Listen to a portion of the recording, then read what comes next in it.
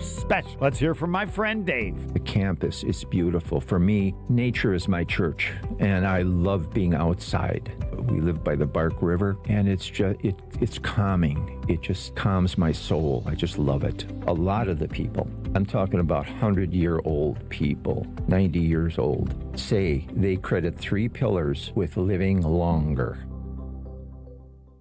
Why DIY your frozen pizza toppings when Screamin' Sicilian already went over the top for you? We're talking whole milk mozzarella, heaps of premium meats, a mountain of veggies. Screamin' Sicilian is frozen pizza stacked, no add-ons needed. Mamma mia! Screamin' Sicilian, so loaded with toppings, it's almost cheating. Find Screamin' Sicilian in your local grocer's freezer section and taste what all the screamin' is about. Hey, it's Rich Eisen. You're listening to 94.5 ESPN WKTI and WKTI HD Milwaukee. A locally owned Good Karma brand station.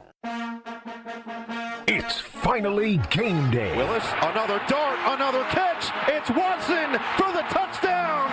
Willis, 2 strikes, and right back at you. Green Bay has life at home. And the countdown to kickoff starts now. Willis pulls, Willis runs, Willis scores! Touchdown, Green Bay! This is Green Bay Game Day, presented by Orthopedic Associates of Wisconsin. There is a difference. Now broadcasting live from the Gruber Law Office's One Call That's All studio at the Avenue in downtown Milwaukee. Here's Alex Strouf.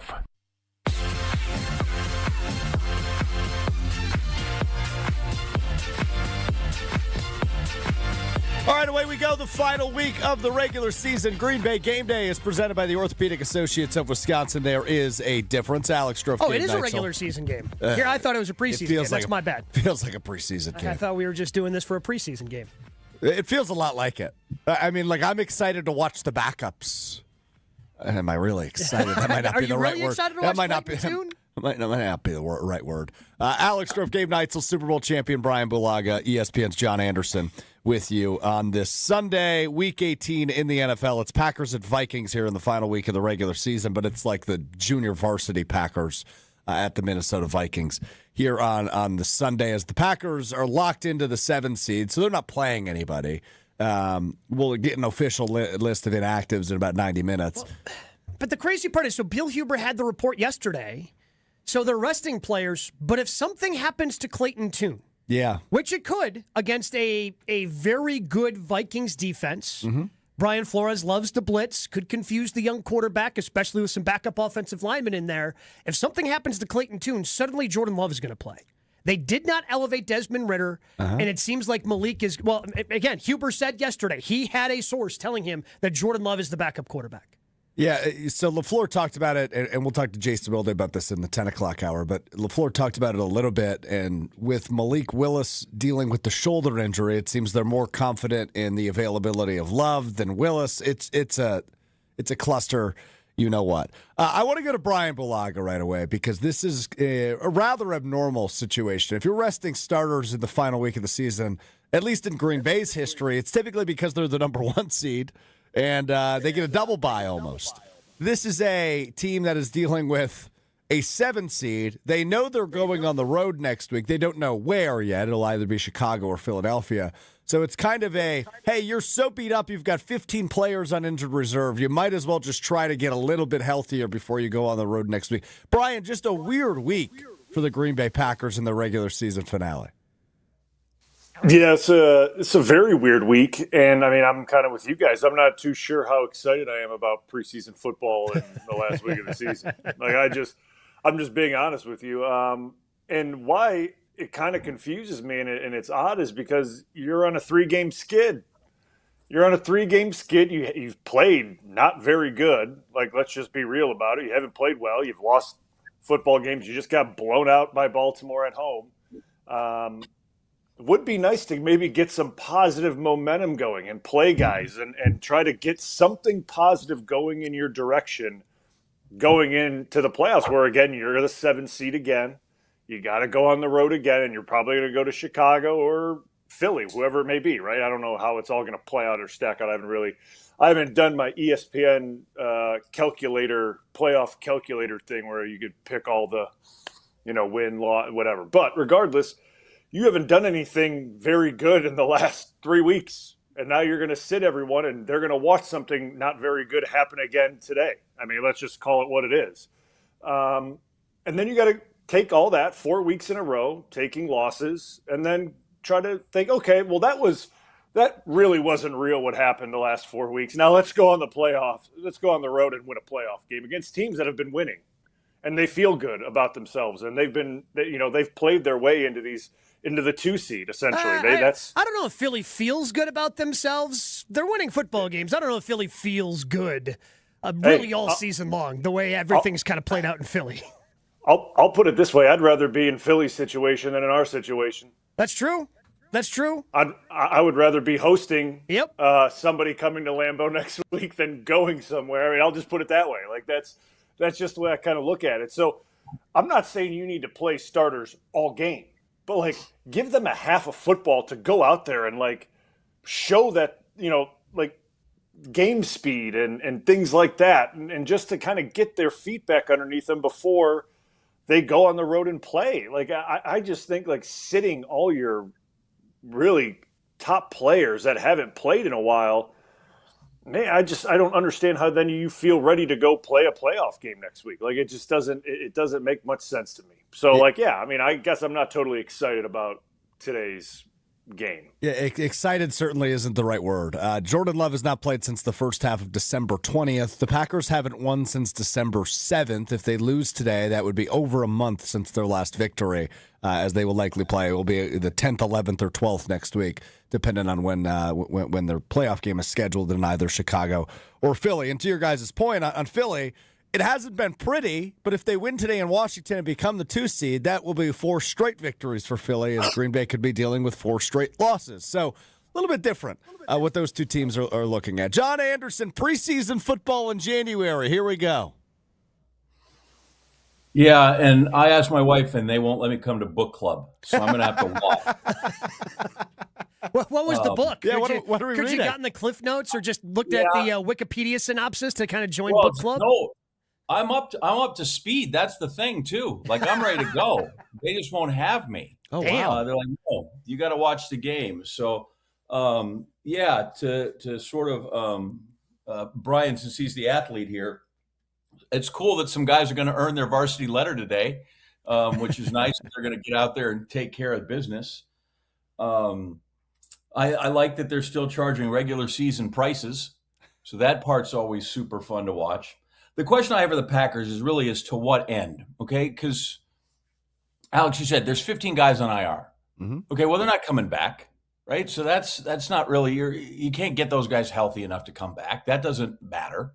What are the bumps and bruises? Maybe at what cost? I feel like you need to get something out of this if you're gonna play guys, and I guess maybe the backups receive a valuable playing experience if in fact they get back on the field. I'd push back that I think Philly feels fine about themselves. It's just the national media and the fans that are always mad at Philly and Jalen Hurts. So I think they're not in a bad spot, but it's just, I just want to know, resting all these guys to what end? When you've played this poorly, although we should point out, right, against the Bears, they played terrific until the last. They played 54 minutes of really good football. I'll up at 58. I was going to say for 57 or 58. I'd like to see that team around. So they have done. There's something, but you got to have some good taste. And this is almost exactly where we were last year, right? What is it you're going to take out of this that's good into the postseason? And I think if you go out there and just decide, well, what happens, and the result is not something, we're going to focus on the process. I think sometimes the result is important, and they could really use a win. They could really use a few good quarters of football so that we go we can play the game to go in next week. And if you lose, to be more than a month since you won a game, it's just really, that's the same tall order we had last year going to the playoffs. The team is down. They've seemed to spiral a little bit. How are you going to pull it together? And they went to Philly and played pretty uninspired and didn't do much. And I feel like you're just looking at this whole thing. I have seen the movie, and I am not wild about the movie. So, but I will sit through it. It's I feel like this is a little actually like I feel like this is the opening rounds of. I know I'm a track guy, so this is dumb, but the opening rounds of Olympic track, like where they bring in the sprinters, but they're from all the countries that aren't Jamaica and the U.S. Like I'm watching guys from Kazakhstan and Seychelles and the Republic of Congo, all to earn a spot into the final to get whacked by some Jamaican or some USA guy, and that's where we're here. I feel like we're in also ran right now, the sevens again, and I just don't know what they're going to show me today, even if they win by people that are going to play, that I'm going to hang my hat on. So weird's a good description of it. It's like inert, right? Like there's just no result one way or another that's going to make me think much different going into next week, wherever it is they go. All right. So Blue, how hard is it then? Because clearly a lot of the starters that you're going to be counting on next week didn't practice as much this week. Because guys like Clayton Tune needed to get, some reps before playing in an NFL game. I feel like that's a good idea. But so now you're kind of throttling down. How hard is it to flip that switch and then throttle it right back up to play the literally most important game of the season next week? It's difficult. I'm just going to say what it is. Like turning things on and off, like especially going into playoffs when the playoffs are amplified by 100. Like that's the intensity of the playoff games. Like they are amplified by 100. So what you're going to get in practice, what you've gotten, this week against Minnesota. Yeah, Minnesota will be excited, but it's going to be nothing what you're about to walk into next week with the speed, the intensity, like kind of the momentum shifts that happen on every series. Like you can't, it's hard to just turn that back on when you haven't done it for so many weeks. Right, you haven't had any success going for you in the last 3 to 4 weeks to then find all of a sudden there's a bunch of positives that are going to happen on the road in a bad environment. Like it's just very difficult to be like, okay, guys, let's go, let's get ready. It's time to actually care now.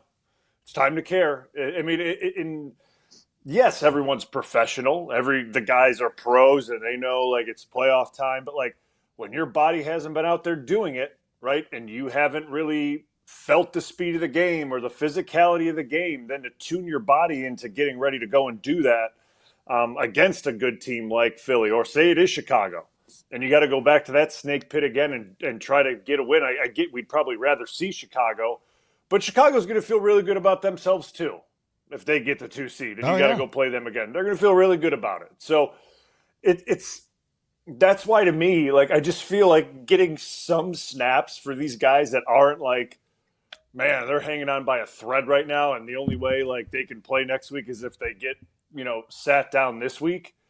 Get some game time. Give them something so that they feel decent and they can feel the speed of a game. And you're going to be on the road, so it's good to be in a hostile environment like Minnesota and try to communicate with each other and kind of work through that process because you're about to go do it again. And I get resting guys like Zach Tom, who's been out dealing with knee and back issues. I get Josh Jacobs, who has been on that Chad Clifton plan of not practice all week and then play in the game. Obviously, the knee's bothering him. So if you have something bothering you, I'm with Blue. I would have loved to see in this game the guys go. Maybe you treat it like the way they used to treat the old third game of the preseason back when there were 4, potentially 5 of, okay, this is the dress rehearsal. You're playing a half, but I still want you to have that feeling of coming out of the locker room ready to play, and you play that first series of the third quarter. Then you can bring in your Clayton Tunes and have Bo Melton play every position you want him to play and get the participation trophy. Do whatever you want then. But again, just to establish some sort, especially because Jordan hasn't played. It's going to be close to a month. And I just feel the rhythm and timing for him is going to be difficult next week, and that makes me a little nervous. Okay. Well, I'm glad we're all feeling really good about this. This is going to be a fun 3 hours here on Green Bay. I feel fine. I don't feel anything. That's the difference. Right? That's the problem. It's week 18, John. That's not normal. It's like if I was in Phoenix. Like if I was in Phoenix, it'd be apathy, but it'd be a dry apathy. But it's just, that's what's dumb. Is you're like, what? Aren't you? You go into games and you're supposed to feel something, and right? And I'm just this vast nothingness is what makes me uneasy. Is there anything, John, in particular you're like, okay, I am excited to see that?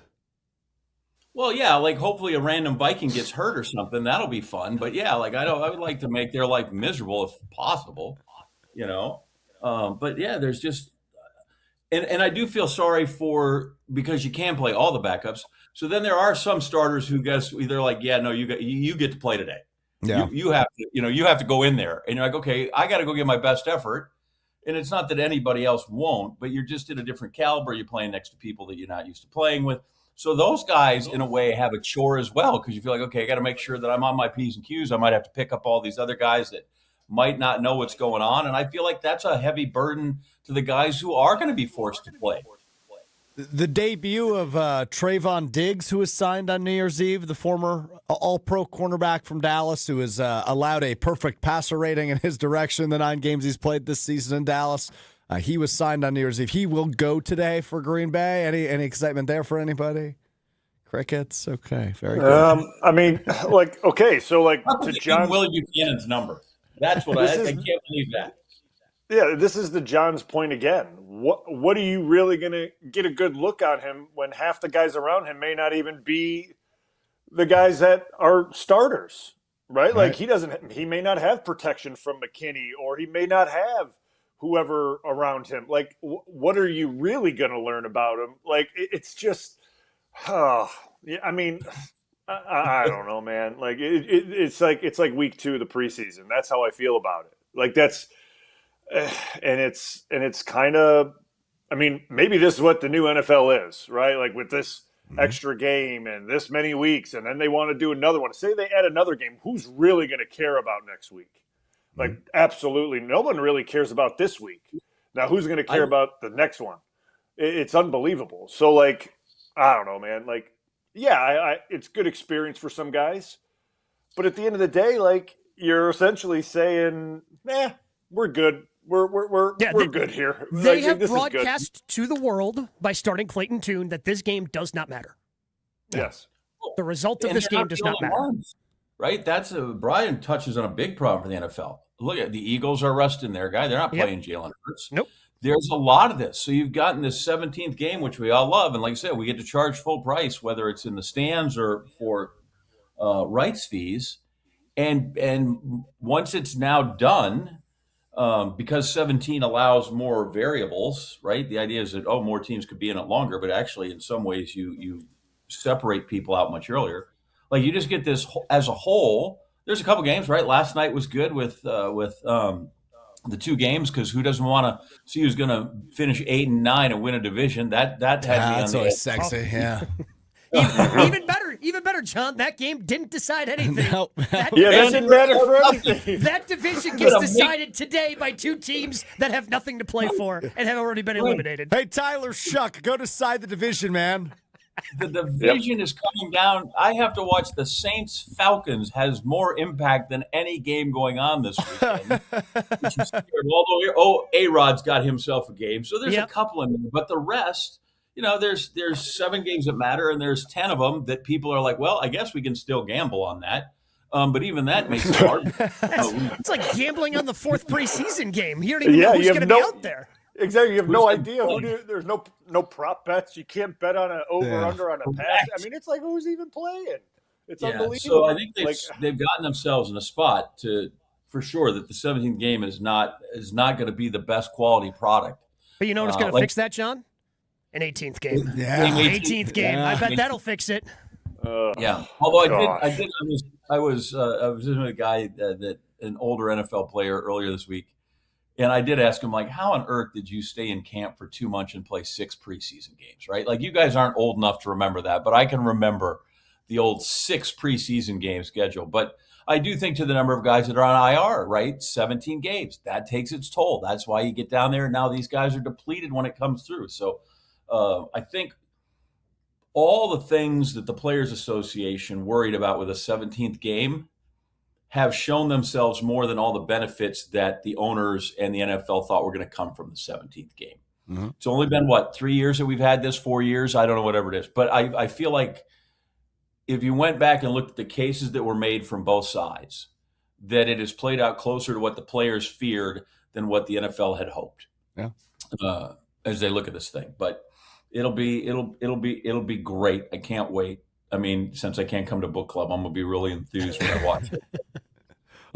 I'm sorry you weren't invited to book club. You do seem really torn up about that. Well, listen, if it was Bunko, I'd be apoplectic. But this I can hang out with. This I'll be okay. All right, good. Hey, Tito's Handmade Vodka, America's favorite vodka. For a reason, distilled 6 times till it's just right. Tito's known for great vodka, giving back and doing good for dogs. Distilled and bottled by 5th Generation Inc., Austin, Texas. 40% alcohol by volume. Savor responsibly with Tito's Handmade Vodka. Policies perspective. We hear from the Packers' first-year president and CEO ahead of the postseason in his monthly newsletter. And his perspective on how the team has done in 2025 is one you're going to want to hear. We will dive into that coming up next on Green Bay Game Day, presented by the Orthopedic Associates of Wisconsin. More Green Bay Game Day coming up on ESPN Wisconsin at 620 WTMJ. Tito's Handmade Vodka is America's favorite vodka for a reason. From the first legal distillery in Texas, Tito's is 6 times distilled till it's just right and naturally gluten-free, making it a high-quality spirit that mixes with just about anything, from the smoothest martinis to the best Bloody Marys. Tito's is known for giving back, teaming up with nonprofits to serve its communities and do good for dogs. Make your next cocktail with Tito's. Distilled and bottled by 5th Generation Inc., Austin, Texas. 40% alcohol by volume. Savor responsibly. This is Matt Meitner, owner of Sit Means Sit Dog Training. Do you find yourself talking to your dog but feel like she's not listening to you? Bella, sit! Are you constantly repeating yourself but she's not following your directions? Sit! Sit! Frustrating, isn't it? At Sit Means Sit Dog Training, we want to help you have a happy, confident, and obedient dog, and we also want to make the training process an enjoyable and worthwhile experience. Contact Sit Means Sit today to schedule a free consultation so we can create a customized training program so you are able to have the dog you want and deserve. Sit Means Sit Dog Training. Sorry, we don't train husbands, wives, or kids. Look out, world, we're getting strong. The future's here and we belong. She can STEM, she can do more. Like build a rocket and watch it soar. Or clean the oceans and make the world a better place. Oh, she can STEM, so can you. Find a cure, invent something new. There's no challenge in the world that she can't face. She can STEM. Learn more at She Can STEM. A message brought to you by the Ad Council. I've been to my fair share of green and gold games, and the best way to get there is with AccuTrans Group. At Good Karma Brands and ESPN Milwaukee, we use AccuTrans Group to get our partners to and from Green Bay, and it's always first class. From stadiums to concerts and tailgates, your game day fun starts the moment you step on board. Sit back, relax, and let their professional chauffeurs handle the traffic while you enjoy the ride. AccuTrans Group is Milwaukee's premier ground transportation, available 24/7 with sedans, SUVs, limos, vans, and buses. Book today at AccuTransGroup.com. Game days are here, and your car needs to look as ready as you do. Before you hit the stadium, surf to Tsunami Express Car Wash, the ultimate pre-game stop to roll in clean and confident. Our state-of-the-art tunnels treat, clean, protect, and dry every car to perfection. With 7 Milwaukee area locations, including our newest in New Berlin, we are wherever you need us. Sign up online, and your first wash is absolutely free. That's a $25 value on the house. Claim your free wash today at TsunamiExpress.com. Tsunami Express Car Wash. Wash, chill, repeat. Looking up at the Marquette banners, brought to you by Saganiac Planning. Number 15 retired in honor of Butch Lee. He finished in 78, and the number retired the next season. It's hard to believe that any player could ever equal what Butch Lee did at Marquette. Part of the national championship team in 77, and the Final Four MVP, and the next season, the consensus National Player of the Year. So much success, it's not necessary to bring up any statistics. Number 15, Butch Lee, did everything. Running a business means taking care of your team and your bottom line. For over 50 years, Saganiac Planning has helped small businesses build smarter, more affordable medical and employee benefit plans. From health insurance to customized coverage options, our experts make it simple to protect your people and your future. Saganiac Planning, your partner in planning confidence. Visit SaganiacPlanning.com or call John Saganiac Jr. today to get started. 262-783-6161. I'm Tiffany Haddish. And I'm Marlon Wayans. African Americans are 3 times more likely to be diagnosed with pancreatic cancer than any other racial or ethnic group. Access to cutting-edge treatment can help make long-term survival possible. That's why Stand Up to Cancer and the Lustgarten Foundation have teamed up to bring over 30 pancreatic cancer clinical trials to those who need them. For more information about the latest pancreatic cancer research and clinical trials near you, visit pancreaticcancercollective.org. This is Green Bay Game Day, presented by Orthopedic Associates of Wisconsin on ESPN Wisconsin and 620 WTMJ.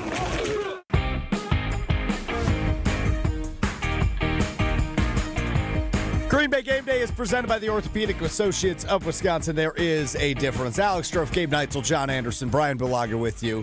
Ahead of the regular season finale, it's Week 18 in the National Football League. The Packers will head to Minnesota and take on the rival Vikings, but it's really the JV Packers taking on the Vikings today, as most people won't play ahead of the playoff game next week. As the Packers locked into the 7th seed, today's game has zero implication on their status for next week. They'll either head to Chicago or Philadelphia, depending on the outcome of their games today against respective divisional opponents. But I do want to read this from Ed Policy, the first-year president and CEO of the Packers, who released his monthly newsletter, which is far less entertaining than Mark Murphy's former column. But this snippet from the beginning of the column written yesterday, or released yesterday, gives you a little bit of an insight into his mindset heading into an offseason where decisions do need to be made. He said prior to this season, he does not enjoy lame duck years, right? The final year of a contract. Brian Gutekunst and Matt LaFleur will both be in the final year of their current deals next season, so a decision will be made on both of those guys one way or another this offseason. Policy writes on Packers.com, quote, "Adversity is the norm in the National Football League, and I am extremely proud of how our team has handled many challenges. Last season, we struggled within our division, and this year we improved to 4-1. We've persevered through a litany of injuries and a very challenging schedule and placed ourselves in a position to compete for our ultimate goal, a Super Bowl championship," end quote, from the Packers president and CEO. Gabe, I'm curious from your perspective, what does that tell you from Ed Policy and how he's viewing this season? I would say any sort of talk about Matt LaFleur and or Brian Gutekunst not being here next year, I read that and I go, okay, they're going to be back. They're going to offer them contract extensions, and maybe the shakeup is and I know Rob Demovsky had mentioned this a couple of weeks ago on Jen, Gabe, and Chewy when he joined us on a Monday, that maybe, policy goes, all right, now Brian Gutekunst is going to run football operations just like every general manager before him used to do, and I'll leave it up to him with what to do with the Matt LaFleur contract. Maybe they go that route. Maybe. But I read that and I go, okay, he's not going to be making any big changes and firing anyone. So I guess the one thing I would say in his defense, and I understand the nickname of Green Bay is Titletown, but to see that they are back in the playoffs, 7 seed or not, is a good sign given just the state of some of the other contenders in the NFL this year, right? Detroit goes from a 14-win team or 15-win team to out of the playoffs. Minnesota goes from a 14-win team to out of the playoffs. Kansas City, not in the postseason. At least the Packers are back in the dance, despite all the injuries and some of the shortcomings and some of the several disappointing losses this season. They are back in the dance, which is a good note. Brian, what do you make of the president and CEO's comments on this season?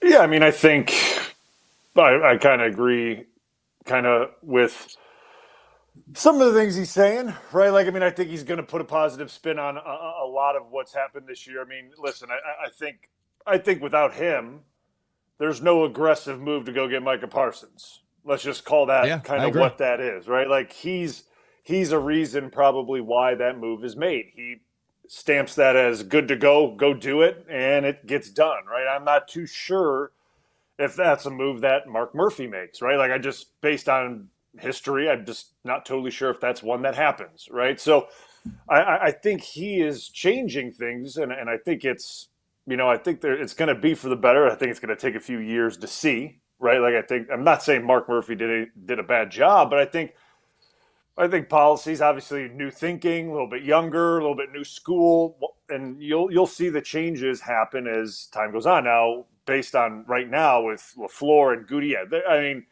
if anyone thought that they were not going to get new contracts I don't know what you were thinking exactly, like, because that was always going to be the case. And I get it. There's high expectations in Green Bay. There always has been. There always will be, right? Especially when you have a quarterback that, or like Green Bay's had, and Brett, and then Aaron, and now you pay Jordan Love this much money. You think you have another great quarterback, right? The expectation will be there, and that's the nature of it, and that's fine. That's how it should be. Players should want that.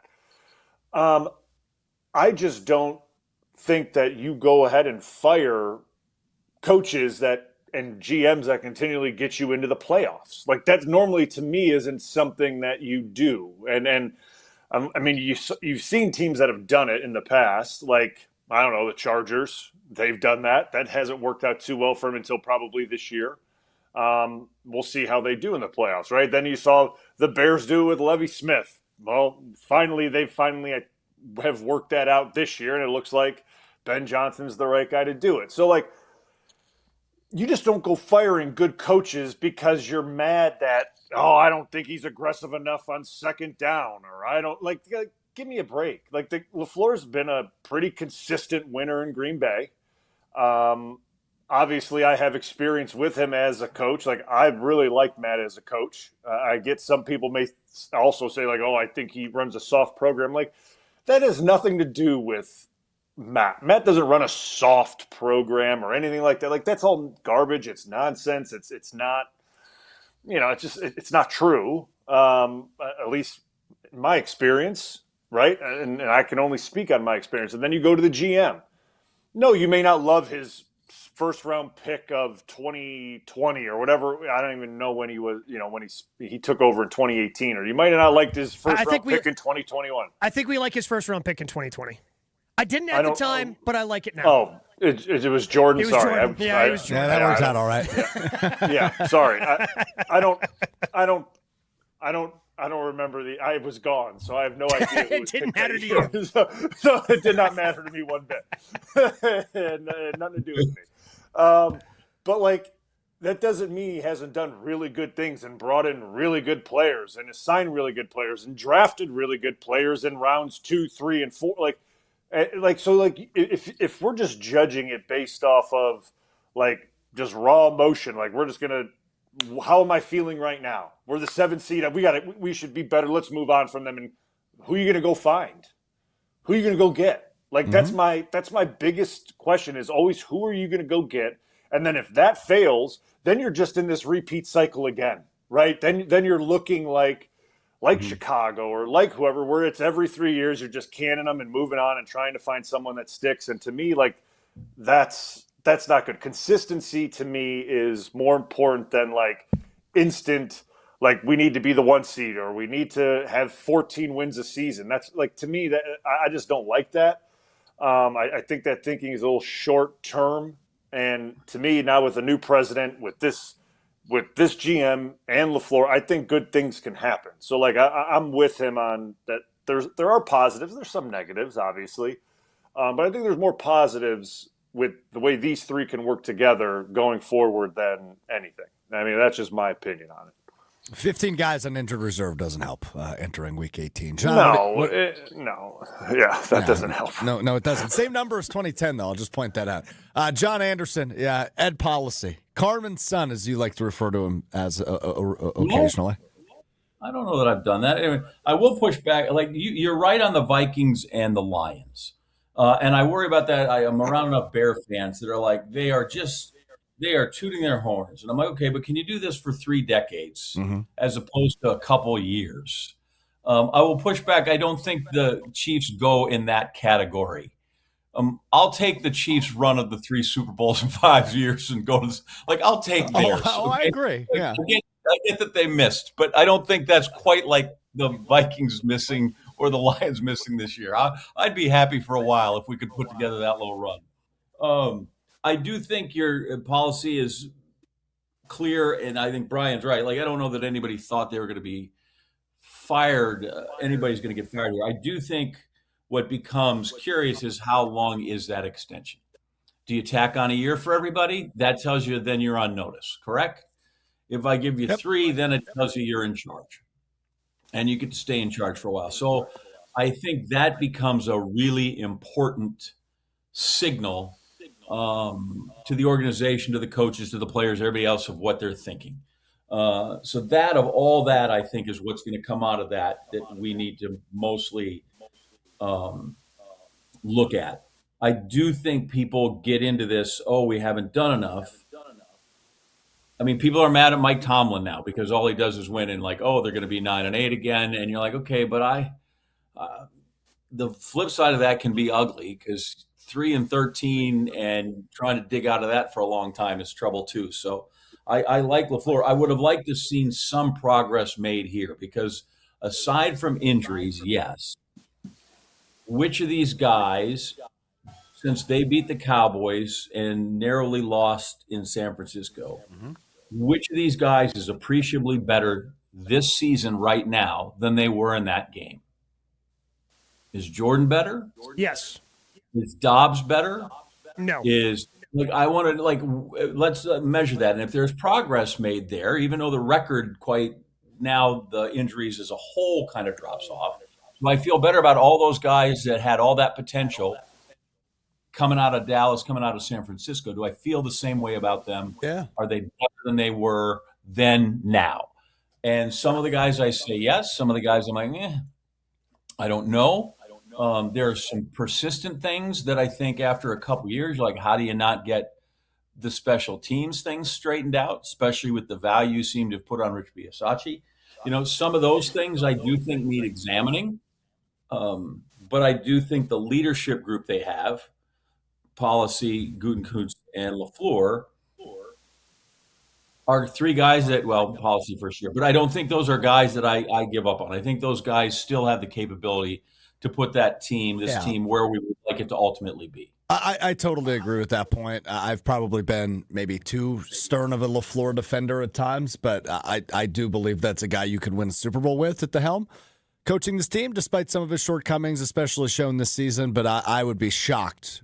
I'd be floored if they gave up up on him following the season.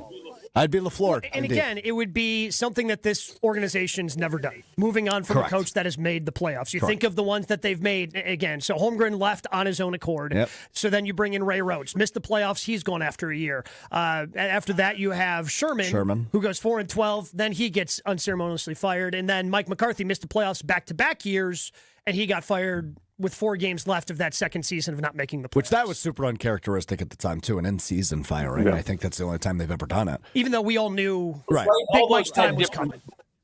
But all those had different surroundings, right? Rhodes, they had identified early on, like, okay, this is not a long-term solution. Right. That's where you're like, okay, let's Ron Wolf, who said one time, when you realize you made a mistake, get rid of it as soon as you can. Mm-hmm. And then he did. He was the one in charge, and he was the one who got rid of the mistake as quick as he could. Yeah, he said that about players. Okay, we got it. Boom, that's a bad contract. How quick can we get out of that? With as soon as you can do that. So I think that Sherman had kind of lost it. Favre was now running the team, so that had to be changed a little bit. And then what are you going to do? Mike and Aaron and Bulaga were leading this revolt against McCarthy. Oh wow! I didn't realize Blue was a part of that. Didn't realize. Oh yeah, he was the one leading the charge. Yes, let's start that narrative. He and the offensive lineman. If you don't think he's complicit in this for a minute, you guys don't know. All right, well, we'll have to save that later, Blue. You're gonna have to tell me what it's like to throw a coup in an NFL locker room. Yeah. Very, very. You have to be very careful. You got to be very careful how you start that and do that. There were dramatics, I'm sure. You got to make sure it succeeds is the thing. Yes. Right, if you're going to take a shot at the king, you got to make sure that he's gone. But I think those are all surrounding, right? By all accounts right now, I don't know that it's full kumbaya, but I think everybody gets along together, wants to be working together, and there's no fissures in what's going on with the people in the building. When we tailgate at the Tundra Trio, our partners and fans sip on some incredible cocktails. That's thanks to our friends at V Private Bar Services, the go-to team behind our bar hospitality. They bring the flavor, the flair, and the experience that takes our game day to the next level. Raise the bar for your next event. Book V Private Bar Services today. All right, I think he's getting used to the fact we're usually late for him. Rob Demovsky joins us from US Bank Stadium, ESPN NFL Nation reporter, to preview Week 18, the preseason game between the Packers and the Vikings. That's next on Green Bay Game Day. More Green Bay Game Day coming up on ESPN Wisconsin and 620 WTMJ. Hey, it's John McGivern here. You know I love Network Health. One of the reasons is that they're local and they understand how important that is. Their exceptional customer service isn't just words on a page. It's what they do. It's what they've always done for over 41 years. Call 833-7-NETWORK today. HMO and POS plans underwritten by Network Health Plan. Compensation has been provided for using this endorsement of Network Health. People say buying a home in winter is tough. But fewer buyers means less competition, and motivated sellers can mean better opportunities. This is Tony Wendorf with Tony Wendorf & Associates First Weber. And I'm Lindsay Bendler. When the perfect home appears, our team at Tony Wendorf & Associates helps you move fast, even during the snow. Start your home journey today with our white glove service by simply searching online Tony Wendorf. A real estate team that always leads with faith and gratitude. Tony Wendorf & Associates.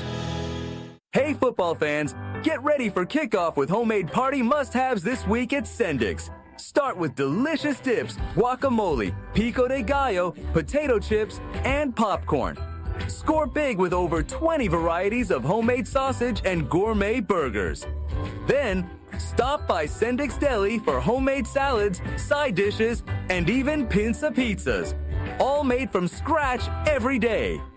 Sendik's, your trusted local grocer. Looking up at the Marquette banners, brought to you by Saganiac Planning. Number 15 retired in honor of Butch Lee. He finished in 78, and the number retired the next season. It's hard to believe that any player could ever equal what Butch Lee did at Marquette. Part of the national championship team in 77, and the Final Four MVP, and the next season, the consensus National Player of the Year. So much success, it's not necessary to bring up any statistics. Number 15, Butch Lee, did everything. Running a business means taking care of your team and your bottom line. For over 50 years, Saganiac Planning has helped small businesses build smarter, more affordable medical and employee benefit plans. From health insurance to customized coverage options, our experts make it simple to protect your people and your future. Saganiac Planning, your partner in planning confidence. Visit SaganiacPlanning.com or call John Saganiac Jr. today to get started. 262-783-6161.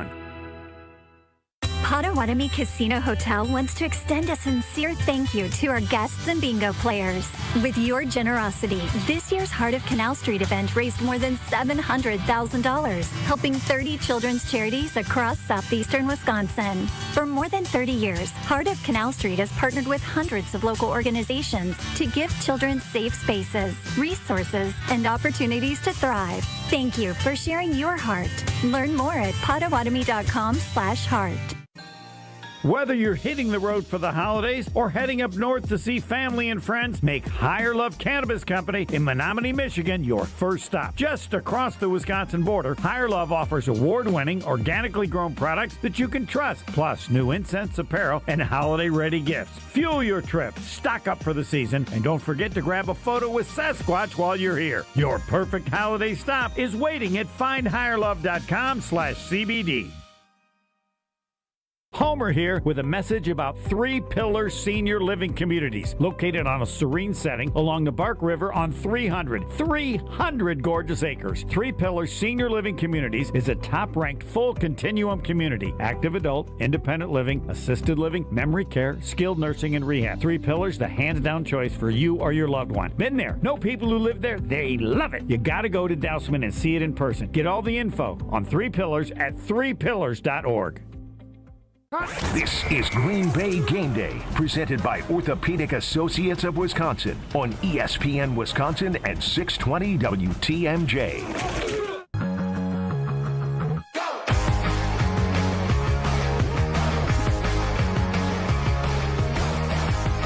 Green Bay Game Day presented by the Orthopedic Associates of Wisconsin. There is a difference. Alex Strouf, Gabe Neitzel, John Anderson, Super Bowl champion Bryan Bulaga with you as always. Ahead of Packers Vikings here in the final week of the regular season out at US Bank Stadium, which is where we head now. Joining us as he always does, ESPN NFL Nation reporter Rob Demovsky covering the Packers like a blanket. And Rob, I guess I just want to confirm you are active for today's game, correct? Yes, there's unfortunately, I have to be here and pay attention to this. Keyword, unfortunately, yeah. Yeah. The Clayton Tune game, Rob, what do you make of Clayton Tune, who obviously played some college ball with Matthew Golden, who I'm sure we'll see a little bit of today, but he'll get his only second start in his NFL career today. Yeah, that would be about the only interesting thing, barring some sort of injury to somebody who means something for the playoffs. But if they can get Matthew Golden going, that might be a nice thing to end the regular season on, especially after a strange week in which offensive coordinator Adam Senovich basically said, yep, he won't be a high priority during the playoffs, and then Matt LaFleur tried to clean up the mess the following day in his press conference. So, but yeah, it's interesting. I think I counted. There were more than 20 roster moves this week. I lost count. I stopped counting at 20. I think I saw 23. I think the final count got to 23. Yeah, I need to go back and double check that. Yeah, it's crazy. It's just absolutely crazy. Wow. Okay. As long as we're speaking about Matthew Golden, I'm just so confused about his rookie season in totality, and then the way, not even just Steno was talking about him this week, Rob, but the way that LaFleur was like, well, it's not very often that, a receiver comes in, you have all these established guys. He didn't walk into the 2010s Packers receiving room with Jennings and Driver and Jordy and James Jones. Like, none of these guys coming into this year ever had over 700 yards receiving in a season. I just don't understand why they felt like they couldn't plug him in and use him more. I understand the injury's late, but his snap counts have been pretty low all season. I think this, Gabe, is probably why Brian Gutekunst never wanted to draft a receiver in the first round, because he knows this offense doesn't operate that way, and really hasn't operated that way since Devontae Adams left, a few years ago. And it's just it's maddening. It's baffling. But, you've heard Jordan Love say it a million times. I just throw to the open guy. You heard Matt LaFleur say I go through my progressions. Well, how about making Matthew Golden higher up in the progression then, right, on certain plays? So, I don't get it. And I said this, I think I said this on Wilde and Tausch without Wilde on Friday, that remind me next summer in training camp when I'm raving about some guy and he looks really good, to remind me that Matthew Golden had an unbelievable training camp, caught everything thrown his way, and it didn't mean anything. The thing that bothers me is I saw a list this week, and I'm just going to read it for you quick because it's rather depressing. These are first-round wide receivers since 2015 who have not scored or did not score a single touchdown in their rookie season, which Matthew Golden looks to buck that trend today in the final game of the regular season.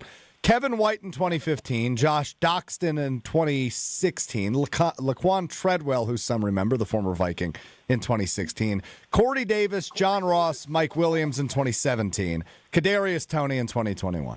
Those are first-round wide receivers.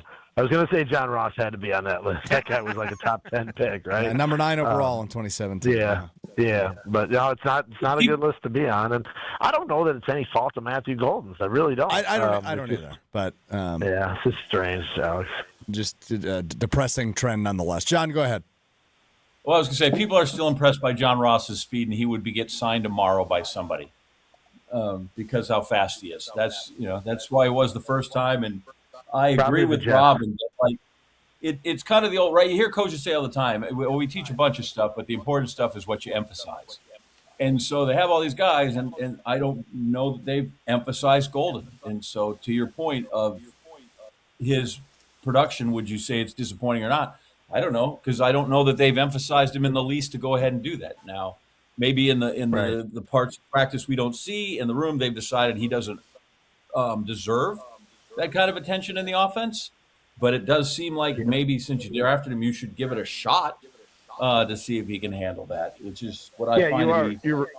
You're right, John. We don't know what happens in practice. We don't know if he runs the wrong route too many times, or if he's lined up the wrong spot, or dropping the ball. Like that part we don't know. So, but that I don't have any other explanation for it other than those things possibly happening. Unless they want to start a new streak this year, it'll be 1 year in a row that they have not drafted a player a wide receiver in the first round. I don't know. Maybe that's just it.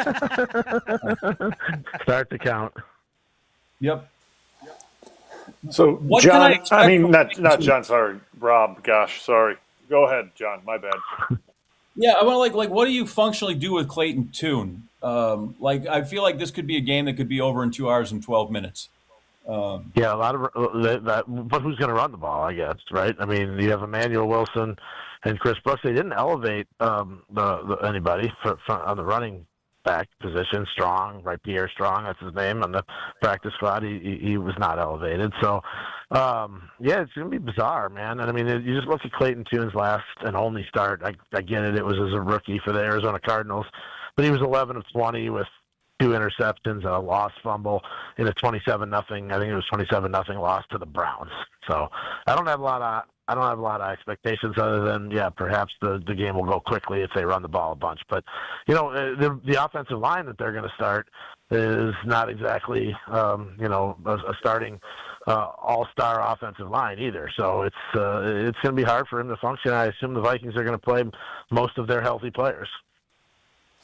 Who is exactly going to play today?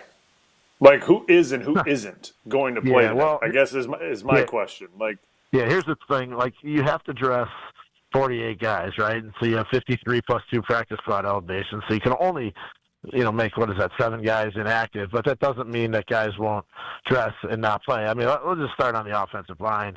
I don't think Rasheed Walker's going to play. I don't think Aaron Banks is going to play. And I don't think Sean Ryan's going to play. And I don't think Zach Tom's going to play. Running backs, I don't think Josh Jacobs is going to play. Receivers, I don't think Christian Watson plays. Not sure who else is in that situation. I guess we flip over to the defensive side of the ball. Does Rashawn Gary play? I mean, does he deserve to be held out? Someone's got to play that position. Right. Linebacker, I mean, I doubt Quay Walker or Edgerrin Cooper plays, but you have enough guys. You've got, McDuffie and Hopper, and you can play nickel all day. I don't know if Keyshawn Nixon's going to play, but they obviously are going to want to get Trevon Diggs some snaps. And then, at safety, I don't know. They don't have a ton of safeties. I don't know if you can rest McKinney and play, I guess it would be Bullard and Evan Williams because you don't have Zane Anderson. I don't know. I mean, it's you can't. You're right. You can't rest everybody. Rob Demovsky with us here on Green Bay Game Day ahead of Packers-Vikings Week 18 of the regular season. I want to ask you about 2 guys on the Packers defense that I would love to hear your perspective on, Rob. You mentioned Trevon Diggs. They signed him on Wednesday after he was released by the Dallas Cowboys. He'll make over $58,000 for being active today, a one-time payment there. So good little payday there for Trevon Diggs. And the other name I want to ask you about, Rob, is Colin Oliver, the rookie edge rusher, who will be, it sounds like he'll be active for the first time. I asked Jason about him last week, and he said, I think part of the excitement around him is the mystery. We don't really know what the Packers are getting with Colin Oliver. So on Diggs and Oliver, what do you make? Yeah, I think with Diggs, you find out today, can he still play a little bit, right? And which actually is a good trial for them to know if you can trust this guy in the playoffs. I mean, if he goes out there and can't cover anybody and he gets beat time after time, then you probably know, okay, I'm not going to play him next week. Colin Oliver, I mean, we haven't seen him on the field since rookie. I think he practiced the first day of rookie minicamp, or they only had 2 practices, maybe it was both, and then we didn't see him until a couple of weeks ago. He's an undersized edge guy who's got some speed and some athletic ability. But those undersized guys, you never really know when they go up against a guy like Bryan Bulaga at tackle, if he can get off the guy and get off the block. So it'll be interesting to see him. I guess I'm glad you gave me those 2 ideas of something to watch today, because I didn't have a lot written on my notebook. Happy to provide. Go ahead, Rob. Gabe. Oh, sorry, Gabe. I'm sorry. I was going to ask. Go after it. I was going to say, hearing that offensive line not playing, are all of them hurt, or are we just deciding that they've all played well enough that they're just going to shut them down for this week? And I think the fear, Brian, is just further injury. I mean, Zach Tom, has obviously been out for a while. He actually seems like he's getting pretty healthy. So I think the thinking there is why put him in danger of having a setback. Rasheed Walker is fine. Sean Ryan I use fine relative to the time of the year we're in, right? I mean, nobody's fine, but not on the injury report or not with a serious ailment. and Aaron Banks. I think you just want to, give those guys a chance to get a little rest for the playoffs and maybe heal up whatever, minor ailments they have. But also, I wouldn't be surprised if we see Jordan Morgan play left tackle today, which would be an interesting look at him based on, Rasheed Walker being a free agent after the season. And do they pay him? Probably not. So, they drafted Jordan Morgan to play left tackle. He's played just about everywhere but left tackle. So I think that could be something to watch today. I just think it's the idea of, none of those offensive linemen are hurt to the point where if it was a real game, they wouldn't play. But it's not a real game, and they got a really, really big game next week. Who's playing center? I think it'll either be Jacob Monk or Lecitus Smith. One of those two guys. One will play guard and one will play center, I would imagine. Cool. Oh, boy. Cool. All right. That's Cool. good. And against this defense, that's good. That's good. Okay. Nice. Is there any chance Clayton Tune looks at that and says, you know what, I'll pass? Or is he just like, this is my NFL chance, I've got to take it no matter what it is? Well, pass. Hopefully, he's got time to pass. But I know what you mean, John. Yeah. They didn't elevate Desmond Ridder or activate him, so I'm sure they don't want to have to play Malik Willis today at all. So Clayton Tune better be able to handle the Rob, 50, 60 snaps. Or Bill whatever Huber it is. reported yesterday that Jordan's going to be the backup. Is that right? Yeah. Wow, okay. Oh, boy. Well, I did not see that. Rob, are you looking at this game and saying, hey, I'll pass?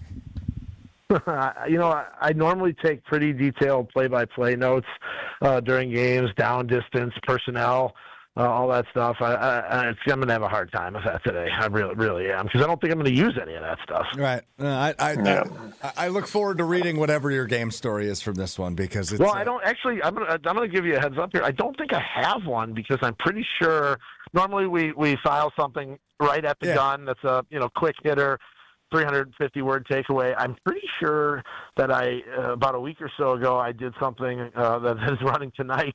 I think it's just a kind of where things stand with the team going to the playoffs or something like that. I don't know. I wrote it so long ago I can't remember what it is, but I don't think I have to write off the game. So I don't know why I'm here. It's preseason for everybody. Quick postseason meal for Rob Demovsky in the Twin Cities. Well, hopefully next week we have more to talk about and more to look forward to as the Packers will play either in Chicago or Philadelphia. And Rob Demovsky will be there for us here on Green Bay Game Day. Thanks as always, Rob. We'll talk to you next week. All right, guys. We'll be seeing you. We will get to our Network Health hero of the game in what feels like a glorified preseason game. Can we come up with 4 different names? We're certainly going to try. That's next on Green Bay Game Day. Stay right here. Green Bay Game Day will be right back on ESPN Wisconsin at 620 WTMJ. Experience hot gaming action and a relaxing spa day. Your perfect winter getaway at the island. Book a stay and float package to get both a standard room and a rejuvenating 60-minute float pod therapy session for less than $100. Complement your stay with an elevated dining experience at Horizon Steakhouse, followed by an evening of comedy in Club 41. The Island Resort and Casino's stay and float package runs through February. Call 800-682-6040 to book yours today. Certain days and restrictions apply. When it comes to joint replacement, you want the best care available. The Orthopedic Surgery Center in Pewaukee is a leader in joint replacement, offering same-day surgery with advanced technology. Their team of experts specializes in knee, hip, and shoulder replacements, using the latest techniques to minimize pain and recovery time. By choosing them, you're choosing a center focused on providing specialized care tailored to your needs. The team at Orthopedic Associates of Wisconsin can get you back to what matters, living pain-free.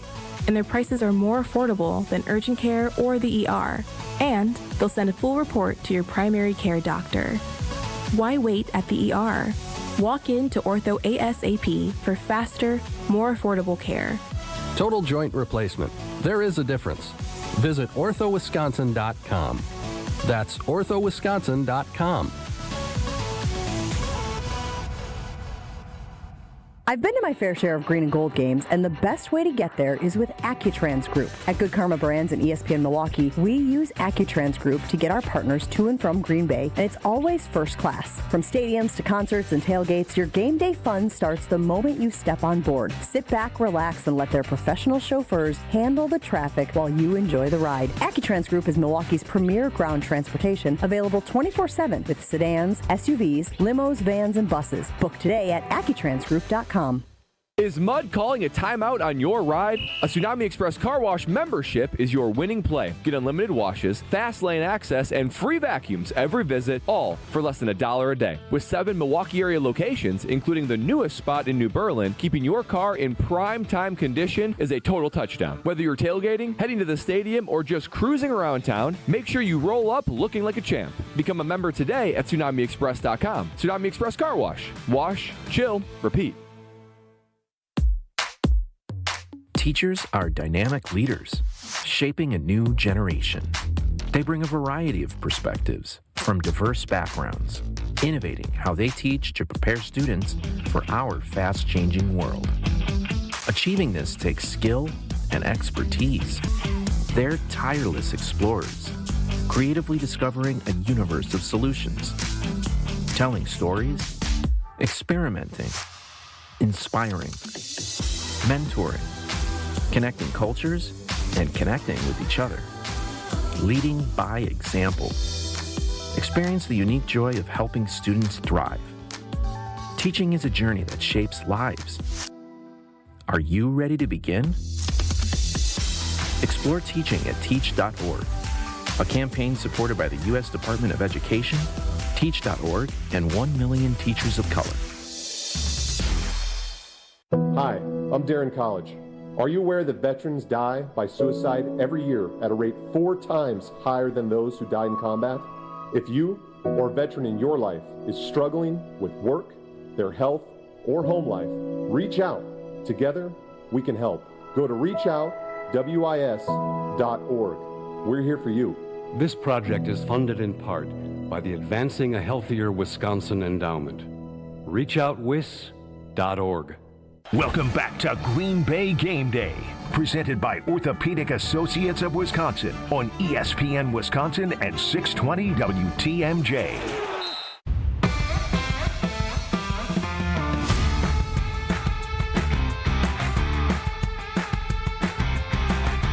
Green Bay Game Day presented by the Orthopedic Associates of Wisconsin. There is a difference. Alex Strouf, Gabe Neitzel, Super Bowl champion Bryan Bulaga, and of Wipeout fame, our buddy John Anderson is with us as well. All right, can we come up with 4 different names? This is the challenge of the day right here. There will be no harder segment for us to complete today on Green Bay Game Day than this one right here. It is time now for Network Health's I Need a Hero, and I am challenging us to have 4 different answers. Network Health, honored to serve many veteran members, also proud to count veterans among their employees because they're based right here in Wisconsin. They are able to develop health plans specifically with their veterans in mind. Who do I give the easy way out to? Let's go to Bryan Bulaga. Bryan Bulaga, I'm going to start with you today. Who is your hero in this glorified preseason game? Well, I mean, you could have. Doesn't mean if you start with me first or last, I'm still going to have the issue of picking. Yeah, but the field's more wide open for you right now. Yeah, it is. It's more wide open. I guess I'll go with Golden. Right, like it'd be nice to see him find pay dirt and play well and maybe get some positive momentum going for this offense. Obviously, Tune knows him from previous playing, in college and all that. So it'd be good to see him have some production and play well and get some confidence. Is he gonna? Because are we gonna throw the ball a bunch? I don't know. Are we going to be able to throw the ball a bunch based on what Rob said about that offensive line? I don't think so. Going to have to get the ball out quick. Yeah, that's going to have to be like a 2-second from snap to throw. I don't know how many opportunities he will get. But if he does get any, I hope he makes the most out of them and plays a good game. Yeah, Clayton Tune and Matthew Golden spent 2 years together at Houston, so at least a little bit of chemistry exists there. Gabe Neitzel? I'll go with Tyron Hopper on the defensive side of the football. And again, I'm just looking at this from a perspective of We've heard some about this guy and his athleticism in training camp the last 2 years. Obviously hasn't gotten on the field a ton with as much as the Packers are in nickel. They love Quay Walker, Edgerrin Cooper. While he hasn't had the year this year that he had last year, obviously he's still important to that defense. But with all the stories this week, it seems like Quay is not going to be a Green Bay Packer next season. It seems like he has priced himself out, and the Packers aren't going to be able to afford to re-sign him. That means somebody has to step up. That very well could be the draft pick from 2 years ago in Tyron Hopper. He has to play well in order to keep this game. If they're going to win this game, it has to be ugly, muddled, 13-10, 16-13, something like that. So somebody on this defense has to make plays. And the Vikings are going to want to try to run it. He's going to have to be big in stopping the run. The sneaky good thing you just did that I don't even think you realized you did before I go to John Anderson is you took the only Missouri Tiger on the roster. John Anderson, your hero of the game. Wait, so Jamon Moore's not even on the practice squad anymore? No, he's not. He's not. I hate to break it to you. The practice squad? Yeah, we're big with Hopper. I feel like Clayton Tune, like you take classes that are pass-fail, he's traction or not traction. That's how his day comes down with the line he's going to face and the people that are going to come after him. But it's the guy behind, if Wilson, I'm curious with Emmanuel Wilson all the time. Yeah. Because I watch him run, he's unbelievable. You could argue he's been better in his limited carries than Josh Jacobs. I want to see him go today when he has no blocking, because I feel like Jacobs does a lot of work when there's no block. And I think Wilson eventually could put Jacobs out of a job. If it didn't, that the contract was so Packer friendly with Josh Jacobs, right? I could see where they'd take this guy immediately, elevate him to the starter, and let Jacobs walk. I don't think, such as the financial investment in Jacobs, that becomes a real threat. But it's a possibility. And I think right now, every time Wilson's come in, he's played really, really well. So what's he do today when he's going to have what appears to be a slog running the ball in front of him? And if he really does well, I think that eventually could have a change in how the running back depth chart, the running back room looks going forward. Why did I put myself last? You're a good host. Trayvon Diggs. Yeah, I was about to say. Make Goody look smart, because he's been really good. Goody has been pretty good track record on low risk, high reward moves. This could look like another one with this Trayvon Diggs signing here ahead of Week 18, and he's going to get some action. And Justin Jefferson's playing, so he's going to see real guys on the other side. So Trayvon Diggs would be a pick, though. The Packers only have not very many interceptions this season. 7, I think. I think they're 28th in the league in turnovers. More than the Jets. Has not done his job. Everybody's got more than the Jets, Gabe. Looking to become the first team. Did you say this on the air or off the air? No. So Adam Schefter tweeted this out earlier today. So since the NFL started tracking interceptions in 1933, no team has ever gone the entire season without an interception. The Jets, through 16 games, have 0 interceptions. That's terrific. That is terrific. Don't come this far to not make history, man. It's not where you're going to, right? Do not be a hero. Let it hit the ground. Don't come this far to not make history. Good line. All right. Jason Wilde joins us from U.S. Bank Stadium. The Jason Wilde Hour of Green Bay Game Day is coming up right after this on ESPN Wisconsin at 620 WTMJ. We're back with Green Bay Game Day after this on ESPN Wisconsin at 620 WTMJ. Tito's Handmade Vodka is America's favorite vodka for a reason. From the first legal distillery in Texas, Tito's is 6 times distilled till it's just right and naturally gluten-free, making it a high-quality spirit that mixes with just about anything, from the smoothest martinis to the best Bloody Marys. Tito's is known for giving back, teaming up with nonprofits to serve its communities and do good for dogs. Make your next cocktail with Tito's. Distilled and bottled by 5th Generation Inc., Austin, Texas. 40% alcohol by volume. Savor responsibly. The holiday season is here, and the countdown to 2026 has begun at Lake Lawn Resort. With all the holiday stress happening these days, imagine waking up next to a cozy fire in your own private suite along the shoreline of Delavan Lake. Enjoy much-deserved pampering at the award-winning Caladora Spa and special holiday dining options throughout the resort all month long, including at the signature 1878 on the lake. Book your holiday escape today, and don't forget to purchase those last-minute gift cards and receive free bonus money at Lake Lawn Resort, where the spirit of the season comes to life and everything is truly better at the lake. This is Matt Meitner, owner of Sit Means Sit Dog Training. Do you find yourself talking to your dog but feel like she's not listening to you? Bella, sit! Are you constantly repeating yourself but she's not following your directions? Sit! Sit! Frustrating, isn't it? At Sit Means Sit Dog Training, we want to help you have a happy, confident, and obedient dog, and we also want to make the training process an enjoyable and worthwhile experience. Contact Sit Means Sit today to schedule a free consultation so we can create a customized training program so you are able to have the dog you want and deserve. Sit Means Sit Dog Training. Sorry, we don't train husbands, wives, or kids. Hey, it's your friend John McGivern. In a world full of chaos, I'm grateful for a health plan that has my back. Network Health is so reliable and trustworthy, they always put me and over 126,000 members first. It's just what they do and what they've always done for over 41 years. Call 833-7-NETWORK today. HMO and POS plans underwritten by Network Health Plan. Compensation has been provided for using this endorsement of Network Health. Looking up at the Marquette banners, brought to you by Saganiac Planning. Number 15 retired in honor of Butch Lee. He finished in 78, and the number retired the next season. It's hard to believe that any player could ever equal what Butch Lee did at Marquette. Part of the national championship team in 77, and the Final Four MVP, and the next season, the consensus National Player of the Year. So much success, it's not necessary to bring up any statistics. Number 15, Butch Lee, did everything. Running a business means taking care of your team and your bottom line. For over 50 years, Saganiac Planning has helped small businesses build smarter, more affordable medical and employee benefit plans. From health insurance to customized coverage options, our experts make it simple to protect your people and your future. Saganiac Planning, your partner in planning confidence. Visit SaganiacPlanning.com or call John Saganiac Jr. today to get started. 262-783-6161. Hi, I'm Vanessa Williams, and I want to share with you the role that diabetes has had in my family.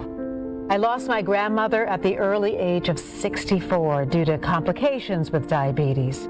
She was warm, generous, and a constant encouragement for me to follow my heart.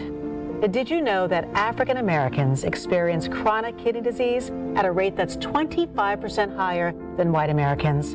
And we're almost 4 times more likely to develop kidney failure. Diabetes and high blood pressure are leading causes of kidney disease, which can result in kidney failure, needing dialysis, or a kidney transplant. The good news is that you have the power to check out how well your kidneys are doing and learn ways to prevent them from failing. So go to your doctor and get yourself checked out. Visit linkmylovetv.org to learn more. Get the facts, get checked, and get healthy. Hey, this is Brad Nortman from KBN. Tune in to Kyle Bruston Nortman every day from 2 to 5, WKTI and WKTI HD Milwaukee. A locally owned Good Karma brand station. It's finally game day. Willis, another dart, another catch. It's Watson for the touchdown. Willis, 2 strikes, and right back at you. Green Bay has life at home. And the countdown to kickoff starts now. Willis pulls, Willis runs, Willis scores. Touchdown, Green Bay. This is Green Bay Game Day, presented by Orthopedic Associates of Wisconsin. There is a difference. Now broadcasting live from the Gruber Law Office's One Call That's All studio at the Avenue in downtown Milwaukee. Here's Alex Strouf. The most punctual show on the radio. It's Green Bay Game Day, presented by the Orthopedic Associates of Wisconsin. There is a difference. Alex Strouf, Gabe Neitzel, Super Bowl champion Bryan Bulaga, John Anderson with you. And it is time now for the Jason Wilde Hour on Green Bay Game Day. Jason Wilde, the 3-time Wisconsin Sports Writer of the Year, co-host of Wilde and Tausch, and Packers insider at channel3000.com, joins us from U.S. Bank Stadium. Jason, almost 10:12, right on time. Good to see you in the Jason Wilde Hour. Good morning, guys. How are you? We're good. Not an exit behind you at U.S. Bank Stadium. I assume you are in the press box. You're not using somebody's office. Where are we? I am in the press box, yes. I try to be thoughtful like I was in Chicago, where I'm not disrupting other people while they're trying to eat their breakfast burritos and their fruit. A lot of good fruit this morning. Very happy about that. So, yes, from U.S. Bank Stadium, you guys, I got to be honest, I listen to you guys. I listen to Demovsky. Obviously, I wanted to be here early. Didn't realize I'd be a half hour early on the stream. But, I mean, I'll say this, and I'll send you guys this, and maybe Will wants to play it on the show. I thought something that Jeff Hafley said. Now, granted, I understand that I am one of about 8 people on the planet who like preseason football, and this is kind of the January equivalent of that. But, like, there's a bunch of dudes today that are going to get an opportunity to, as Jeff Hafley put it, the opportunity of a lifetime that could change their football lot in life. And not everyone is a first-round pick like Bryan Bulaga. There are guys here. We were talking to Jalen Simpson this week. And the dude's excited that he's going to get a playoff share now. Like, that's real money to him, right? He spent the entire year on the practice squad. He's going to play today. Bo Melton's going to potentially have a chance to play both ways today. We're going to get a look at Trayvon Diggs. So Rob doesn't have to necessarily take notes from this game, but there's interesting, compelling angles to this game. Do I think they're going to win it? I do not. Hold on real quick. Gabe, Jalen Simpson, what position does he play? It doesn't matter. Like, which is the problem, Jason. Like, again, yes, those are nice stories. And Bo Melton, I know you're the biggest Bo Melton fan outside of his family on the planet, but Bo Melton playing both ways, well, yes, is fun for today, doesn't do anything for me in terms of the Packers winning next week at either Chicago or Philadelphia, or, but like, at least with somebody like Tyron Hopper. Okay, now I can see if he is going to be a suitable replacement in against real NFL starters potentially next year for Quay Walker, who I think is gone. It was a good choice for hero of the game. Yes. Watching at left tackle to see if Jordan Morgan is going to be a suitable replacement at left tackle, who is somebody we've obviously talked about a lot this year because nobody thinks that Rasheed Walker is going to be back. I get those things. But, like, again, like, and good for Jalen Simpson that he gets that money. Like, I'm glad for him. But, like, as a fan, I don't know how much that does for me when I'm just wanting my team to end a 4-game, or not go into the playoffs on a 4-game losing streak and potentially go into Chicago or Philadelphia and give me confidence that they can win that game. Jalen Simpson, second-year safety out of Auburn. Go ahead, Jason. So there is something that's going to happen today that's going to increase their chances of winning in Chicago or Philadelphia. Jordan Love's not going to get hurt. Christian Watson's not going to get hurt. And I understand that that's not sexy and that's not fun, and the next 3 hours are going to feel like a waste of time. I totally get it. I'm not saying that everyone should gather around the television like they gathered around the radio to listen to Little Orphan Annie with their decoder ring to find out that they should drink their Ovaltine. But, like, I'm sorry. I have shifted my position on this because at the beginning of the week, I was about to say I was with you on Tuesday. We were very much in lockstep here. Yeah, and then the more I thought about it, and the more I talked to some of the guys in the locker room, like, look, this game against this defense, and again, I feel, and it's not fair to Clayton Tune, right? Like, no, I mean, it's not at all. You were certainly right about that.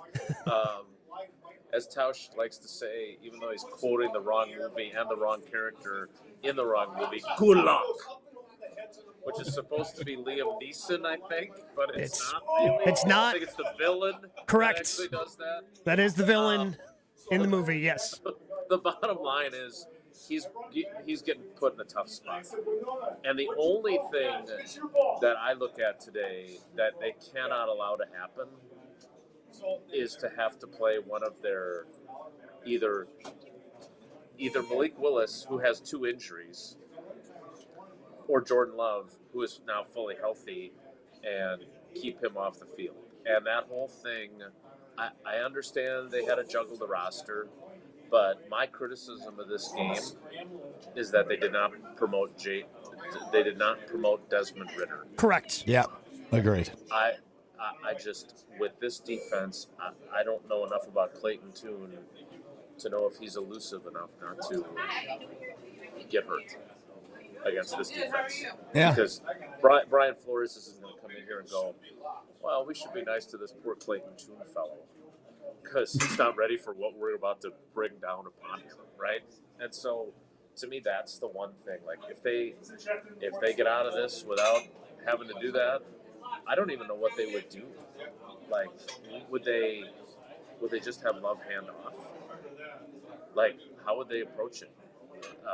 Because I read what Bill Huber wrote, and remember earlier in the week when LaFleur said this, like, I asked one of the top 5 most unprofessional questions I've ever asked. Matt, you'd be kicking yourself if something happened to Clayton Tune, and then Jordan had to go in, and then something happened to Jordan. Are you really thinking about having him be the backup? Like, that's probably not my job to ask it that way, and I'm not proud of it. But it was what I was thinking, and that they have to. I hope Clayton Tune makes it through unscathed, because I didn't think there was any way that Desmond Ridder would not be active. Because making him the backup flies in the face of literally everything else that you're doing. Yep, correct. Makes absolutely no sense. Indeed. Yep. Okay. I'm on your I'm glad we can agree on one thing, Gabe. Now, Bo playing both ways. Let's go. Aren't you like? But like the Trayvon Diggs piece of this to me is really interesting. Yes, right? That I agree with. Yep. Because he could actually play next week. Well, Bo will play too. I don't know if he'll on special teams, snaps or as much of a role. Like, here's another. Again, I think in terms of storylines, I was talking to JJ Enagbare during the week. He indicated that he was not playing. Does that mean Rashawn Gary is? Because if we're basing it solely on who you should protect. Well, because he'd have his jersey on. Good pop. Good pop. Good pop. But is he at the point now where he's not valuable enough to be one of the guys you have to protect by not playing? Because I got to be honest, if it's based solely on merit, he should have to play today. He doesn't deserve the day off. Well, yeah. And you could spin it as, hey, he's trying to get his 2.5 sacks to get to double digits, which he's been trying to get for 9 games. I don't know. The Diggs piece is really interesting to me. The Matthew Golden piece is interesting to me. You know, Steno makes that comment on Thursday about he's not going to be in a premier position in the playoffs, and then LaFleur kind of comes out and talks about how important he is. Steno was the one who was telling the truth. Like, Steno says in his answer, hey, he's got a very bright future, but and Gabe, I think we talked about this when he filled in on Tuesday, like, who are you taking off the field for him? Are you taking Christian Watson off the field for him right now? Are you taking Jaden Reed off the field for him? Are you taking Romeo Doubs off the field for him? Frankly, if he wasn't in the concussion protocol, would you take Dontavion Wicks off the field for him? What did he do? Think about what he did in Detroit. Right. So, I think there are some interesting things to keep an eye on. I am not going to try and sell you on the fact that this is a game that everyone's going to thoroughly enjoy watching. Thank you. We're having fun on Green Bay Game Day here on ESPN Wisconsin and 620 WTMJ. I do want to dive into the Matthew Golden thing again at some point with Jason while he's with us until roughly 11 o'clock this morning, because that was such a fascinating back and forth with Adam Stenavich, the offensive coordinator, in the media earlier this week. But a couple other things to cover. We will get to yes or no. We'll get to the injury report in about 9 minutes and see who's officially inactive for the Packers. That is all still ahead this hour on Green Bay Game Day. Hey, Green and Gold fans, it is game day. Kick off your tailgate with Bacardi, whether it's a Bacardi and Cola, lime and soda, or spiced in Cola. Bacardi, your game day go-to. Grab a bottle at your local retailer. Live passionately, drink responsibly. Bacardi USA, Miami, Florida. Rum 40% alcohol by volume. More with Jason Wilde live from US Bank Stadium. Coming up right after this on Green Bay Game Day. More Green Bay Game Day coming up on ESPN Wisconsin at 620 WTMJ. Experience hot gaming action and a relaxing spa day. Your perfect winter getaway at the island. Book a stay and float package to get both a standard room and a rejuvenating 60-minute float pod therapy session for less than $100. Complement your stay with an elevated dining experience at Horizon Steakhouse, followed by an evening of comedy in Club 41. The Island Resort and Casino's stay and float package runs through February. Call 800-682-6040 to book yours today. Certain days and restrictions apply. When it comes to joint replacement, you want the best care available. The Orthopedic Surgery Center in Pewaukee is a leader in joint replacement, offering same-day surgery with advanced technology. Their team of experts specializes in knee, hip, and shoulder replacements, using the latest techniques to minimize pain and recovery time. The team at Orthopedic Associates of Wisconsin can get you back to what matters, living pain-free. Total joint replacement. There is a difference. Visit orthowisconsin.com. Put a little wow in your winter at the 31st Annual Lake Geneva Winterfest and America's Snow Sculpting Invitational, January 28th through February 1st. Watch 15 top teams create breathtaking masterpieces in snow right before your very eyes. Enjoy bonfires on the beach, a kids' play area, live entertainment, and a sparkling downtown ice sculpture walk. Plan your Winterfest getaway at visitlakegeneva.com. Lake Geneva, where it's always been the place for winter magic. Hey sports fans, looking to level up your next private event? V Private Bar Services is your game changer. Move beyond the ordinary. V Private Bar Services crafts custom cocktails tailored to your brand and your guests' tastes. Imagine a bar experience that's as unique as your business. Our expert mixologists will create a memorable experience that your clients and team will rave about. From signature cocktails to full-service bars, we've got you covered. Be the MVP of your next event.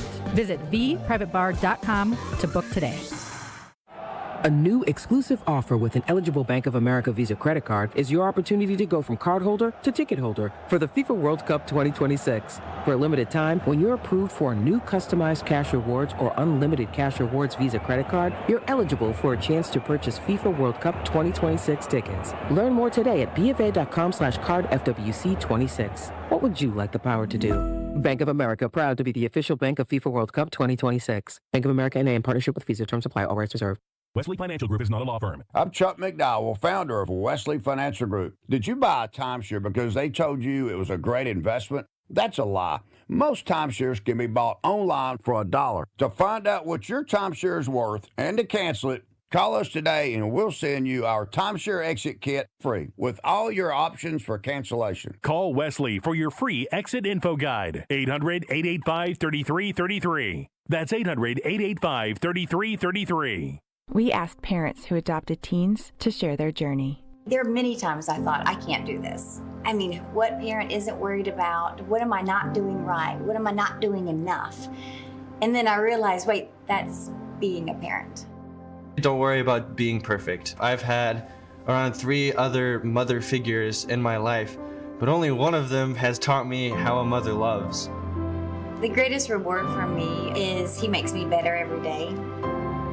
I would tell a family considering adopting a teenager that teenager, whoever it is, needs you, and they need what you have to offer. Taylor's given me hope.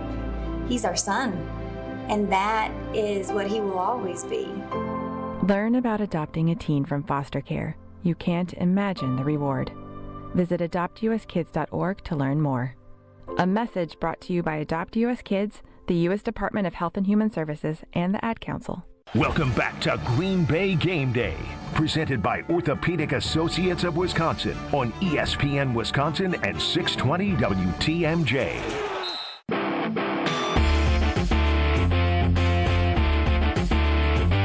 Nice to see John Anderson get added to our break screen graphic of Green Bay Game Day. He must have missed Media Day earlier this year when we took all those photos. Green Bay Game Day presented by the Orthopedic Associates of Wisconsin. There is a difference. Alex Strouf, Gabe Neitzel, John Anderson, Super Bowl champion Bryan Bulaga, and Jason Wilde with us this hour live from US Bank Stadium as we continue to preview Packers-Vikings coming up in about 90 or so minutes. Out in Minnesota. The regular season finale, the Packers have nothing to specifically play for, so a bunch of guys are not going to go today. It is Clayton Tune, the starting quarterback for Green Bay, who we saw a little bit last week against Baltimore after Malik Willis went down. Jason, what do we know about Clayton Tune? He's been on the practice squad most of this year, was elevated last week with Jordan Love out, played a little bit. Now we'll get his second career start, first in a Green Bay Packers uniform today in Minnesota, but a good college career for Tune, bounced around the league a little bit. What do we know about the Packers QB1 today in Minnesota?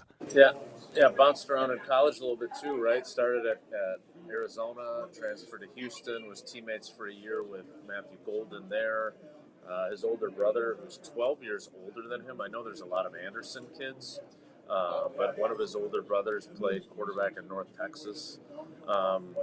Look, this is again, as we discussed in the previous segment with our very positive outlook for today's game, it's too bad he's not going to have much of an offensive line in front of him potentially, because this is a pretty big audition for him, right? I mean, let's not lose sight of the fact that it's unlikely, maybe not as, I don't know what the market is going to be for Malik Willis. I really don't. I think there's going to be a market there. What he has done tells you there's going to be a market there. But again, I don't know that for certain, but I would assume so. This is a great audition to say, hey, you already got your backup for 2026. Now, I don't know if he's being put in the greatest position to succeed. I'm very curious to see what kind of game plan Matt LaFleur has, because, Brian, you know this. It's your job to put these guys in position to succeed. And with the personnel that they're going to trot out there against Harrison Smith and all the Vikings starters, this is like playing one of those preseason games against like Jeff Fisher, who was always adamant about playing all of his starters in the last preseason game. And you guys would play like one snap if Rodgers could throw a touchdown on the first play. I mean, this is, it's not exactly going to be a level playing field out there for Clayton Tune. But, look, he was incredibly productive in college. He was a fifth-round pick coming into the league. It's not where you start, it's where you finish. But he was not very impressive. And I have never, as I said to you, I've never seen him throw a pass in 11 on 11 other than what I saw during the game last week. Like, he wasn't here for training camp. So I don't really know what he is. And if we're going to judge him based on the 4 passes he threw, which, again, Bo Melton, I could be critical of Bo. Bo has to catch that ball. That said, it was not spiraling. It was rotating. It was a knuckleball.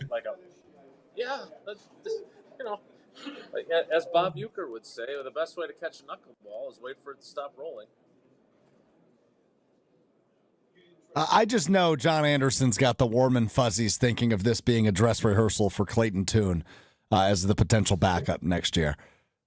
No, listen, I will say this. The guy started a bunch of games in college, which matters because I know this sounds dumb, but he knows how to get guys in and out of a huddle, play. Like some of those things matter when guys get in and back up. They can't literally run the mechanics of the game. And so I think in that regard, it serves him well. The fact that LaFleur's play sheet, he's going to bring it out on like a 3x5 note card, probably doesn't seem as good. He's going to be like, how many plays you got? Well, we got 4, but 8, depending if you run them to the left or the right. We can double it up. So I feel like that part's going to be a little tough on the guy when he comes through. I'm with Jason. I think Malik Willis has made himself a ton of money. And at least, if nothing else, a ton of opportunity in places that he didn't get because of what happened in Tennessee. But Tune has, I think if they should send Tune out and when they win the toss and they elect to defer, they're like, we defer and just go home. That's what we've deferred. We've deferred even on playing. We've decided we're going right at least defer on both halves. Yeah, right, exactly. You can have it. You can have it again and see what happens. So, but I think those are some of the things that you'll judge the guy with to some degree are professionalism. How does he handle himself in these situations? You're literally walking into what appears to be adversity from the first snap. And if he can do all those things and handle that, I think he earns himself at least a trip back for training camp and to find and win a job. Right now, understandably, those are kind of low bars, but the team has one, right? The question I would have to you, Jason's literally is there a goal in this game other than let's make sure guys are healthy? Because some of these guys that are playing, they're not going to end up having any participation in the following game. That's the biggest thing is what am I writing on my goal board for the guys when you go out there? Because you strip this thing down so much that I really don't know how you motivate these guys to go get in there because, it's your opportunity, but your opportunity for what? To be seen in training camp next year? I don't know. I think that's a hard thing. I get what Hafley was saying, But I'm like, I don't care if somebody comes out of here and rips it. I don't know that they appreciably move themselves up on a depth chart anywhere. Right. I agree. By the way, I know we'll get to the inactives coming up, but I do think it's important to say right now, Jordan Love is active. He is the backup. It is not Malik Willis, who has a hamstring injury and the right shoulder injury. And it's not Desmond Ridder, who is still on the practice squad. Again, I'm going to knock on wood on Jordan's behalf and say Godspeed, Clayton Tune. And I'm sure they have a plan for if somehow they wound up in that situation. But my goodness, I still can't. I'm blown away by that. This is something. So John's 100% right. Like Jalen Simpson, who he was. I'll tell you this. I hope he's on the team next year because he's a really good quote. And media starts with me. But like he's auditioning to be on this team in the offseason and try to get a roster spot in 2026, right? Clayton Tune we just talked about. But there are guys on this team, like, you guys mentioned Tyron Hopper, and I don't hold the fact that he went to Missouri against him, even though I should.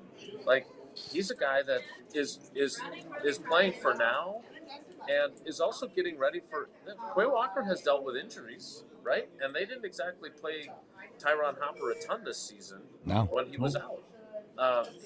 If he does some stuff today, maybe they do find a greater role for him, right? So I do think there are things that are applicable for next week, whether they play the Bears or the Eagles. But no, I'm not. Again, I'm not some sort of Pollyanna here who wants to tell. Like, I want you to watch the game if you live in the Madison area because it's on Channel 3. Other than that, I get it. If you got other things you'd like to accomplish, you want to go ice skating or something, I get it. This is not going to be that appealing to you. So, but I will say this, and I understand that this is the least sexy reason to care about this.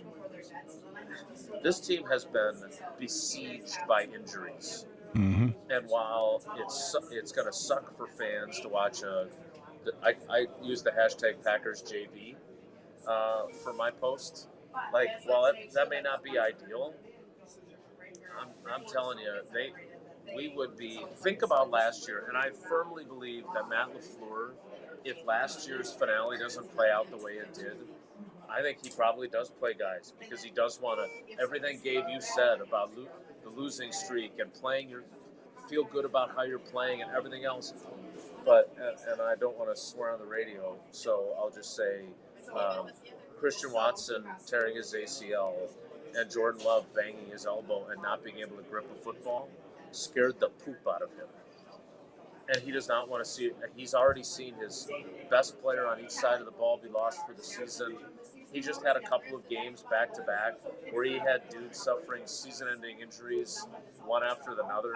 Like, by the way, you don't think Matt LaFleur wants to pad his number by another win when he doesn't exactly know what his future is? Like, he's not doing this because he's trying to keep his job or whatever, the fan base is frustrated with him on. He's doing this because he thinks he cannot afford to lose more good players in a game that means absolutely nothing. And that's why he's taking the approach he is. Yep. Spot on. All right, time now for, I typically call this the injury report. It's more the inactive report today, which is presented by the Orthopedic Associates of Wisconsin. There is a difference. Visit orthowisconsin.com today for info. Okay, big names on this list today. Grab your notepad because there's some big ones. Let's just go in order of jersey number. Number 2 quarterback Malik Willis is inactive. So that is what Jason was alluding to. Jordan Love will serve as the backup to Clayton Tune today. Number 7 linebacker Quay Walker is inactive. Number 8 running back Josh Jacobs is inactive. Number 13 wide receiver Dontavian Wicks inactive for Green Bay. Number 29 the reigning All-Pro safety Xavier McKinney is inactive for the Packers today. Number 50, their best offensive lineman, tackle Zach Tom, is inactive today, and the final inactive for Green Bay is number 56, linebacker Edgerrin Cooper. So this goes back to the Tyron Hopper conversation. Both Quay Walker and Edgerrin Cooper are inactive today, so we'll certainly see plenty of the Missouri Tiger, Tyron Hopper, today. Only a couple of note for Minnesota. Old friend running back Aaron Jones is inactive for Minnesota today. Tight end TJ Hawkinson also inactive, which neither of those are surprises, but worth noting for Minnesota. So one more time. Malik Willis, Quay Walker, Josh Jacobs, Dontavian Wicks, Xavier McKinney, Zach Tom, Edwin Cooper. Those are your 7 inactives today. That's a pretty good inactive team right there. It's like that'd be a good 7-on-7 roster. I'm surprised Christian Watson's not one. I thought one of those linebackers would play, and Christian Watson. Just again, I don't. I think. He probably won't play. But I just again, I would rather have him sitting in bubble wrap in the back of the bench area. So if there's a play that comes into the sideline, he's not in danger there. Jason, when that's his history, right? Like that would happen to him. I'm trying to think of my time in Green Bay, and the only time I can remember this many guys like this sitting was 2011, right? And like that was the time I could think of guys sitting that much in the final week of the season. Obviously, Flynn goes out and plays against Detroit. Throws it's a hell of a game. Yeah, it was a great game too, and he gets his money from Seattle, right? That's how he earned his money, from Seattle to go. But do you remember? Because I don't remember a final week of the season that Mike, even Matt, right? Even Matt, when his first year, when we essentially had we have the 2 seed locked up, I think it was, if I'm not mistaken. What that this ever took place, right? Like I don't recall Mike or Campy or even Matt for that, saying, "Hey, we're a little worried about you getting hurt or this guy getting hurt or that guy getting hurt. We're gonna sit everybody just because we think somebody could get hurt." Like I don't ever recall that. Like that's never been. I don't know. It's never happened. I don't remember that besides 2011. I will say that. Mike did that because there were guys banged up. I mean, the week prior, I got rolled into in Kansas City. I hurt my knee. They sat me for that final week. So, I get that. But, I just don't recall it, I guess. So I don't either. So let me ask you this. So obviously we look back on 2011, and you guys get beat at home by the Giants, right? Which was, yes. Mm-hmm. And I mean, you guys had lost, I think, 2 fumbles all season, and you guys turned it over with 3 fumbles in that one game. Yep. Obviously Rodgers didn't play great. The defense gives up a Hail Mary at the end of the half. A lot of stuff went wrong. Do you believe, because you were on that team, do you believe that you guys were sloppy and played poorly because you didn't play in the finale against the Lions, and then you had a bye, so you had gone 2 weeks and you were rusty and inept? Do you think even though you guys put up, Flynn puts up 480 yards and 6 touchdowns, do you think you guys played poorly in the playoff game because you didn't play in the finale and then had the bye, or did you just have the worst possible time to have the worst possible game as a 15-1 team playing at home as the number 1 seed? Yeah, I mean, this is why I always think being the 1 seed and having the bye is sometimes not the best thing, right? Because you have a week off while everyone else is playing, right? And they're continuing momentum and they're staying hot, and whoever comes in to play you has already played, most likely, like we did in 2010, had to win multiple games to even get in and keep some momentum going and stay hot. And, you can't say it's directly blamed to that, but I could say that taking 2 weeks off and not playing, and then playing a Giants team that by all means had a ton of momentum, right? And you're trying to match their confidence and the intensity they come in with. Yeah, it's difficult. And you'd already played them. We already played them in New York, and it was a close game. We won by a field goal, if I recall, in 2011. It was a tight game there. So you kind of understood what that game was going to pan out like if, even if we were playing at in 2011, you'd say our peak powers, right? To be honest with you, because that game in New York was tight. So it was, you can't say it's exactly because of that and that decision, but I would assure you, if you gave Mike another chance, he would have played guys. I guarantee he would have played guys just to keep guys in game, in game mode mindset. That's speed of the game. That's intensity of the game. That's just going out there and doing it. And then obviously you talk about the turnovers. It was cold in that game against Detroit, that final game. It was very cold. And like, that's part of the process of handling the ball when it's extremely cold out. And then you go do it against New York in a night game. It was very cold that night too. So like, there's something to be said about it for sure. I mean, that's why like I always like being the 1 seed is good. It means you're the best team in the conference, and that's great. But there's something to be said about playing. They're like just playing and getting guys out there to do it. It's not a problem anymore. They're just the 7th seed nowadays every year, so they don't have to worry about that. Yeah. So that's why like I try to think back, and that's why I asked you, because obviously you've been covering the team for a long time, and your memory's better on some of these things. I don't remember this many guys just sitting and like not injuries, right? Like just not hurt, not even. I mean, everyone's like we mentioned earlier, everyone's dealing with something right now. I mean, it's the final week of the season. Everyone's got a little something going on. That's obvious, but like just not playing because hey, you're a healthy scratch. We think you're ready to go for next week when. Most likely this would be a 4-game skid. And everyone could say, well, they played good against Chicago. They played good against Denver. Like, there's no moral victories, right? Like, there's no moral victories in the NFL. Like, you win or you lose. It doesn't matter.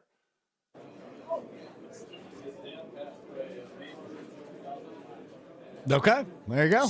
I was assuming we probably needed to get a break at some point. So yeah, I was listening to you guys go back and forth though. We can get a break in whenever, as long as we hit a couple of them before noon. I'm willing to listen, sit back, and get educated ahead of this glorified preseason game between the Packers and the Vikings. Well, we're getting a break in. You're going to regret doing that, Jason, because coming up next, it's yes or no with Jason Wilde on Green Bay Game Day. That's next. Stay right here. Green Bay Game Day will be right back on ESPN Wisconsin and 620 WTMJ. Game days are here, and your car needs to look as ready as you do. Before you hit the stadium, surf to Tsunami Express Car Wash, the ultimate pregame stop to roll in clean and confident. Our state-of-the-art tunnels treat, clean, protect, and dry every car to perfection. With 7 Milwaukee area locations, including our newest in New Berlin, we are wherever you need us. Sign up online, and your first wash is absolutely free. That's a $25 value on the house. Claim your free wash today at TsunamiExpress.com. Tsunami Express Car Wash. Wash, chill, repeat. I've been to my fair share of green and gold games, and the best way to get there is with AccuTrans Group. At Good Karma Brands and ESPN Milwaukee, we use AccuTrans Group to get our partners to and from Green Bay, and it's always first class. From stadiums to concerts and tailgates, your game day fun starts the moment you step on board. Sit back, relax, and let their professional chauffeurs handle the traffic while you enjoy the ride. AccuTrans Group is Milwaukee's premier ground transportation, available 24/7 with sedans, SUVs, limos, vans, and buses. Book today at AccuTransGroup.com. Can you feel it? It's the thrill of witnessing a walk-off grand slam, a game-winning touchdown, a buzzer-beating 3. Yeah, you know the feeling. And there's only one place to experience that raw exhilaration. Potawatomi Sportsbook. Catch all the action in a supreme space with dozens of sports betting kiosks, cool drinks, luxe seating, great food, fiery atmosphere, and a monster video wall. Become a legend at Potawatomi Sportsbook. More info online. Must be 21 to enter casino. How much does it cost to talk to Gruber Law Offices after a serious crash? It's free. Yes, free. As in, it won't cost you anything to speak with us. Not sure if you have a case? Call our team at Gruber Law Offices today. Your first call and your first consultation are always free. And you'll never pay us a fee until we win your case. If you've been seriously injured, call Gruber Law Offices. One call, that's all. Whether your child is just learning to dribble or is already working on their threes, Bucks Youth Basketball Camps are the place to play, learn, and have a blast, too. Packed with games, skills challenges, and high fives, Bucks Youth Basketball Camps foster fun and teamwork for all skill levels. Get ready for your youngster to ball like a Buck. Learn more about upcoming Bucks Youth Basketball Camps at bucks.com/camps. That's bucks.com/camps. Homer here from ESPN Milwaukee. What makes living at Three Pillars so special? Let's hear from my friend Dave. The campus is beautiful. For me, nature is my church, and I love being outside. We live by the Bark River, and it's just it's calming. It just calms my soul. I just love it. A lot of the people, I'm talking about 100-year-old people, 90 years old, say they credit Three Pillars with living longer. Hey, it's John McGivern here. You know I love Network Health. One of the reasons is that they're local and they understand how important that is. Their exceptional customer service isn't just words on a page. It's what they do. It's what they've always done for over 41 years. Call 833-7-NETWORK today. HMO and POS plans underwritten by Network Health Plan. Compensation has been provided for using this endorsement of Network Health. This is Matt Meitner, owner of Sit Means Sit Dog Training. Do you find yourself talking to your dog but feel like she's not listening to you? Bella, sit! Are you constantly repeating yourself but she's not following your directions? Sit! Sit! Frustrating, isn't it? At Sit Means Sit Dog Training, we want to help you have a happy, confident, and obedient dog, and we also want to make the training process an enjoyable and worthwhile experience. Contact Sit Means Sit today to schedule a free consultation so we can create a customized training program so you are able to have the dog you want and deserve. Sit Means Sit Dog Training. Sorry, we don't train husbands, wives, or kids. This is Green Bay Game Day, presented by Orthopedic Associates of Wisconsin on ESPN Wisconsin and 620 WTMJ.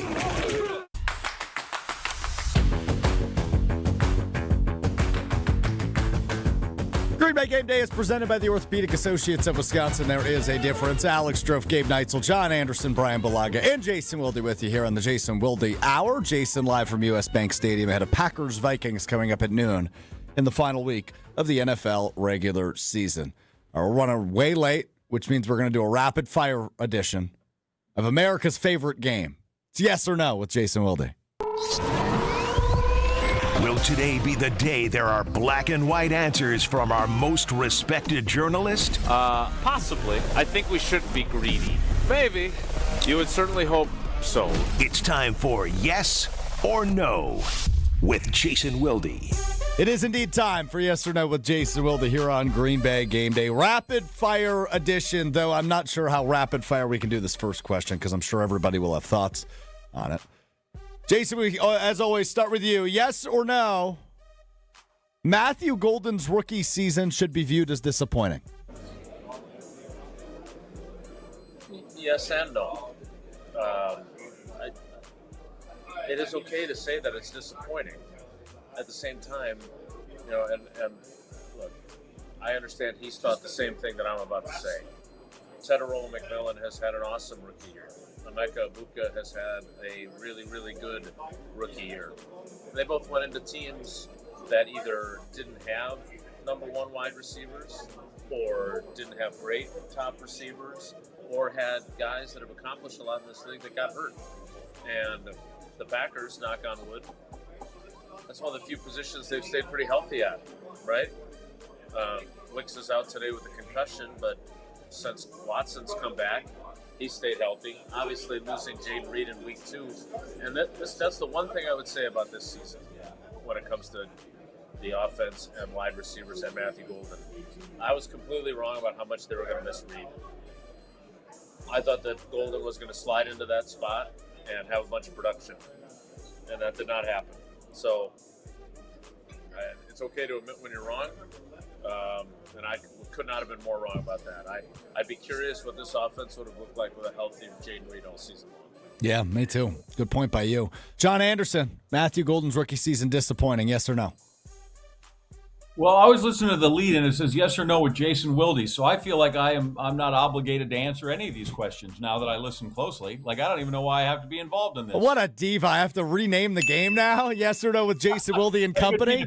I'm just saying. Great job getting his picture in, though. I would like to defer if that was the case. So, you know, I don't know. To be disappointing, yes or no, you have to set the standard of what you believe he was supposed to do, right? And seriously, what bar did you set for him? What was the bar when he came in? Was he supposed to have 800 yards and 40 catches? Well, I'll defer to you. I guess what were your I'll defer to you. What were your expectations? You're a Packers fan. You were excited about that pick. I would tell you, outside of Christian Watson, I think every one of the wide receivers is disappointing. That sounds like a yes if I've ever heard one. Bryan Bulaga? I'm with Jason. It's like yes and no. Like, I mean, I don't really know. I mean, is it disappointing that he hasn't scored a touchdown? Yeah, that's disappointing. I thought that would certainly happen at some point in the season. Has he shown that he can be a playmaker and do things like that? Yes, he has. Yeah. So, like, it's really hard to give a true answer on that. I mean, listen, I and Jason hit the two rookies that I was thinking of. They played yesterday that have had big impacts, and he's right. Different setup, different circumstances for the Panthers and Bucks. Mike Evans goes down for a long time. Emeka Buka essentially slides in, becomes the one. So, like, different circumstances that, you know, Golden walked into than those guys. So that's a hard one to put a yes or a no on it. I echo what I said last week in terms of being disappointed with how he's used. And I know, Jason, you pointed out the quarterback had mentioned that he's now running right routes and being where he should be, all those sorts of things. But for seemingly every season that we have seen Jordan Love at quarterback, or even with Aaron Rodgers, first-round picks got shoehorned in with playing time, to the point last year where they were doing something that nobody else has done in the NFL, and that's rotating guys at guard with Morgan and Ryan until Jordan Morgan suffers an unfortunate injury. So every time I see Matthew Golden, I see him with the ball in his hands, you can just tell that he's oozing with potential. Yeah. He didn't walk into the 2010-2011 Green Bay Packers wide receiving room. Like, there's a bunch of average guys at best. Christian Watson certainly has taken a step forward. Jaden Reed is one of those guys. But after that, you're telling me he couldn't have gotten some of those Romeo Doubs snaps? He couldn't have gotten... Yeah, Dontavian Wicks had a great game against Detroit. If Matthew Golden was given some of those same opportunities and got 8 targets in a game, do I think he could have done what Dontavian Wicks did? I do. So as much as I like Matt LaFleur, one of the criticisms I have is, all right, the theory is you play a bunch of young guys so they get experience. How come that changed for Matthew Golden? Why is he the one exception of first-round picks over the last handful of years that wasn't shoehorned playing time? Because that's what you've done everywhere else. Again, with the biggest example being doing something that nobody agrees with, wants to do, and rotating guys in at offensive line. Good stuff from Gabe Neitzel. Frustration there. Yeah, I do too. I don't think you need to be a therapist to determine that. No, that's why I wrote it. The 3 catches that he had against, and I know it's a couple weeks ago, against Denver, against the Broncos, like, he had that back shoulder catch where he spins around and makes it look so smooth. Like, the Packers don't have another receiver that can make that catch look that easy. And it wasn't an easy catch. Yeah. I'm with you on that. He suffers the shoulder injury in the Panthers game. Then he suffers the wrist injury in the Giants game. I think Brian would tell you that young players, it's a process to learn how to play through injury and play effectively. I would be curious to know what his snap counts would have looked like if those injuries don't happen, which aren't obviously serious enough. I think he missed 3 out of 4 games, and there was one game, the one game he did play, he played like 8 snaps or something ridiculous. Like, that 4-game window was at a pivotal point in the season where I think you would have seen him elevating. Because remember, he had that big game, was it against Cincinnati, where he had like 3 catches for 86 yards? Yes. He had his moments. I think the timing of those injuries also factors in there. I don't think you're wrong in how you feel, Gabe. I just think there were some extenuating circumstances, and I don't disagree with you that it's not like they had vintage Devontae Adams, Greg Jennings, Jordy Nelson, James all Jones up at the same time. So that's fair. But again, like, on the flip side of that statement, Romeo Doubs has gotten a ridiculous number of targets. The quarterback's very comfortable with him. And you and I both don't think that he's I don't. And I think that holds the offense back, Jason. I think that holds the offense back when a receiver. And again, Romeo has a spot in the league, but when he's your number 1 receiver, and you look at all the other dynamic playmakers across just look at the playoff teams in the NFC that are going to have dynamic playmakers on the outside. Like, if Romeo Doubs is getting the most targets, I think that limits the offense. Yeah. Just to annoy you further, who holds the offense back more, him or Josh Jacobs? You guys are going to fight one of these days over that. All right. Misrepresent what I said. Feel free. Second and final yes or no question today, Week 18 of the NFL season. I wrote this before the injury report came out, but we kind of assumed Jordan Love would be the backup, so I'm curious in everybody's answer with this one. Yes or no, Jordan Love's health is the number one priority today for Green Bay. Jason. Well, I know we'll have this fine program again next week with the playoff game, and maybe more after that. But as my gift to you, even though I was on time and you weren't for today, so I don't owe you any yeses or nos, I'm going to say yes. So just keep him bubble wrapped on the sideline. I don't want anything bad to happen to Clayton Tune. But of course, my morbid curiosity, I'm sitting here going, what exactly are they going to do if that happens? Yeah. Hand it off 3 times and punt. Yeah. I mean, I think they should just punt that first down. So just put Daniel Whelan out there. Maybe he can hand off, and then he can just stay out there. I'm just got to make up for all those games where they didn't punt at all. I'm just confused why they used the elevations where they did. I guess I get the linebacker with Walker and Cooper being out, but I don't really understand the tight end they elevated. But they don't want, I guess, Musgrave and Wiley, who's returning, to get hurt. I get it, sort of. No offense to Quay, because, again, he's an important part of the defense. Who's more important next week to your success, Quay Walker or Jordan Love? I think that's a pretty easy answer. So I actually know with this one, just given what they did this week. It should be, but they're not acting like it. No, the answer is obviously no, because if it was the most important thing, he'd be inactive. It should be, but it's right. I'm with you on that. That's how, I don't know. It changed a little bit after I wrote it. John Anderson, real quick. Jordan Love, health, number one priority for Green Bay. Yeah, I will give you the same mixed signals as the Packers. Obviously, since we're starting someone else, well done. The answer is yes. And since we made him the backup, the answer obviously is no. Well done. Yeah, so we'll be right there. The key is he's active now. He needs to be active at the end of the game, too, is to not become inactive at any point during the game. Yep. Brian? Yeah, to me it is. I mean, he needs to be healthy going into the playoffs. I mean, because if you don't have him, I don't – do I think Malik Willis can win games? Sure, I do. But, going into a playoff game, I'd feel a lot better with Jordan Love starting the football game. I can assure you that. So, yeah, you'd like to keep him as healthy as possible. Again, I'm with everyone. I don't know why he's the backup. I don't get it. But there's a lot that I'm not getting today. I'll just put it that way. There's a lot that I'm not getting today. I think I've made that pretty clear. I've made that pretty clear from the opening segment. Yeah, I was going to say, Brian, you're a sharp guy. Right? You usually got the T's crossed, the I's dotted. You seem puzzled today.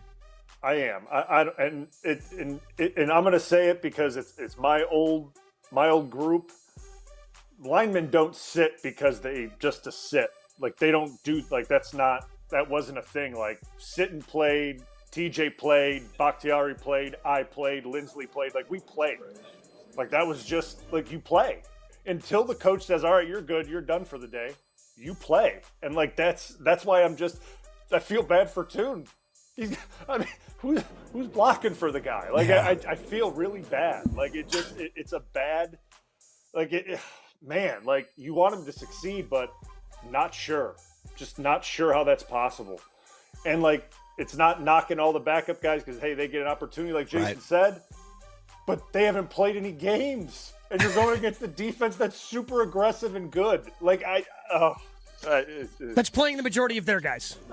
Yes, I just don't. It's hard, man. We are having fun on Green Bay Game Day. Very clearly, we are having a very good time. We are not freaking out at all. This is good. Hey, it's game day, and if you're heading up to Green Bay anytime soon, make a stop at Higher Love Cannabis Company, just over the border in Menominee, Michigan, less than an hour from Green Bay. Award-winning, locally owned, organically grown, the best in the Midwest. Visit findhigherlove.com/CBD for more information. That's findhigherlove.com/CBD. We wrap up the Jason Wilde Hour with Jason Wilde live from US Bank Stadium. Coming up next on Green Bay Game Day. Stay right here. Green Bay Game Day will be right back on ESPN Wisconsin and 620 WTMJ. Looking Looking for a delicious meal without breaking the bank? Cousin Subs has you covered. Our $10 meal deal gives you a 7.5-inch ham and provolone, turkey breast, or veggie sub piled high with fresh hand-sliced ingredients, crisp veggies, and all your favorite toppings. Add a bag of chips or regular fries, a fountain drink, and a cookie, all for just $10. This deal's available online or through the Cousins app only. And you can enjoy your meal at home, at work, or delivered straight to your door, hot and fresh. Cousin Subs. We believe in better. Available at participating locations. Offer subject to change. Selling your home during winter may surprise you. Serious buyers are still out there and often more eager to move. Homes get strong offers this time of year, and with less competition, your listing can really shine. I'm Tony Wendorf with Tony Wendorf & Associates First Weber. And I'm Lindsay Bendler. Our team leads with faith, gratitude, and giving back, donating over $200,000 to local causes since 2020. Tony Wendorf & Associates is ready to get to work for you with our white glove selling experience. Just search online, Tony Wendorf. A real estate team that always leads with faith and gratitude. Tony Wendorf & Associates. Every so often in medicine, something comes along that is truly revolutionary. Dr. Mitchell Scheinkup, former orthopedic surgeon, now National Medical Director at QC Kinetics. I believe this is one of those things. Dr. Scheinkup is talking about regenerative medicine, something he's practiced, researched, and written about for nearly 2 decades. The old ways of dealing with joint pain, such as steroids and surgery, are no longer the best ways. If you have pain from arthritis or injury, you owe it to yourself to learn more about this exciting option, using your own body's natural power to get lasting relief. And there's no better place to learn than QC Kinetics. There is no one in this country today with more clinics, more satisfied patients, more advanced protocols, or more experience in using this exciting option to deliver life-changing results. Call QC Kinetics now for your free consultation. Call QC Kinetics 414-240-2298. That's 414-240-2298. 414-240-2298. For general contest rules, visit ESPNWisconsinContest.com. Here's a dose of reality. Driving under the influence of prescription painkillers is just as illegal and just as deadly as driving drunk. In fact, there are nearly 2,000 drug-related crashes every year in Wisconsin. Help prevent drugged driving, and let's achieve 0 preventable deaths on Wisconsin roadways. Driving on pills kills. Sponsored by the Wisconsin Departments of Health Services, Transportation, and Justice. Experience hot gaming action and a relaxing spa day. Your perfect winter getaway at the island. Book a stay and float package to get both a standard room and a rejuvenating 60-minute float pod therapy session for less than $100. Complement your stay with an elevated dining experience at Horizon Steakhouse, followed by an evening of comedy in Club 41. The Island Resort and Casino's stay and float package runs through February. Call 800-682-6040 to book yours today. Certain days and restrictions apply. Kyle Brust-Nortman's Ben Brust here for Grimal & Associates Insurance. They do what anyone with a growing family, like myself, does. Protect what matters most. Grimal & Associates specializes in coverage that's tailored exactly to you. Clients aren't just policies.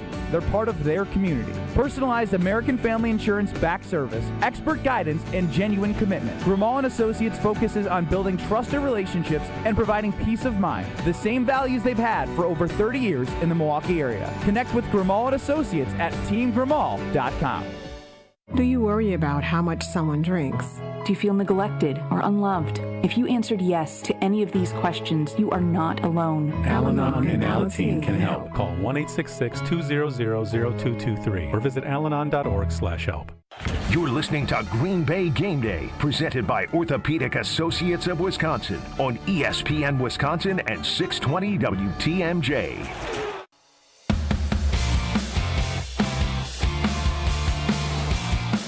Spending a couple more moments with Jason Wilde here on Green Bay Game Day, which is presented by the Orthopedic Associates of Wisconsin. There is a difference. Alex Strouf, Gabe Neitzel, John Anderson, Super Bowl champ, Bryan Bulaga with you until noon, but Jason Wilde with us for just a few more minutes. All right, you actually seem excited for this one, Jason, because of all the storylines, all the different opportunity, some of the different guys we typically wouldn't see in a regular season game are going to see today in Minnesota. So I guess I'll give you the floor one final time. Give us your pitch for why this game actually is intriguing and exciting for Green Bay, who's resting a bleep ton of people. No, I'm sorry, I'm not going to do that because I already gave the pitch once, and I get it. I love Case. He's one of my favorite human beings. I get it. This is like having to eat your vegetables, and it being like the vegetables that you don't even like, right? Like they have the breakfast burritos there. If you'd have forced me to eat onions and peppers and mushrooms, I'm in trouble because I hate all three of those, right? So yeah, my love of storylines and opportunities, and I mean what Jeff Hafley said during the week, that was right up my alley, right? They've got these guys they now get to have the pen in their hand and write their stories. That's the kind of stuff I love. But I get it. This will not be fun. This will be a trip to the dentist for some Packers fans, because I don't want to sound like the kid that was on the media bus to Super Bowl 32 talking about the Packers, but in the complete bizarro version. I said that day, I don't see how the Packers lose this game. I don't see how the Packers win this game with the ragamuffin crew that they're going to play. My question for the four of you is, there's a lot of interesting stuff that happens the rest of the day here, right? Certainly the Aaron Rodgers component tonight. Is he going to end up in the playoffs with the Steelers? But my question for you four is, who do you want? Do you want the Bears or do you want the Eagles? I feel like I would guess it's unanimous. Unanimous? Yeah. Right. I gotta think it's the Bears, but I'm certainly open to being convinced otherwise. Bears for me. Yeah, best case scenario is both teams lose today, both the Bears and Eagles lose today, and then the Packers go to Chicago. Yep, agreed. Well, from your lips to Clayton Tune's ears. Yeah, I think the Chicago trip's the one you want. Yeah, without a doubt. The Packers have obviously seen them twice, and they should be 2-0. But what's the adage you always share, Jason? It's really hard to beat a team 3 times. Yeah, I don't have to worry about that. Exactly. Great. Yeah.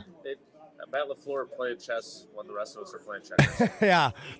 He told Romeo, don't fall on it. Don't fall on it. Yeah, it's exactly right. Well, Jason. And we're going to keep putting you out there for that job, too, because you do such a good job. Yeah, well, hopefully there's not another scenario in which they need to, so.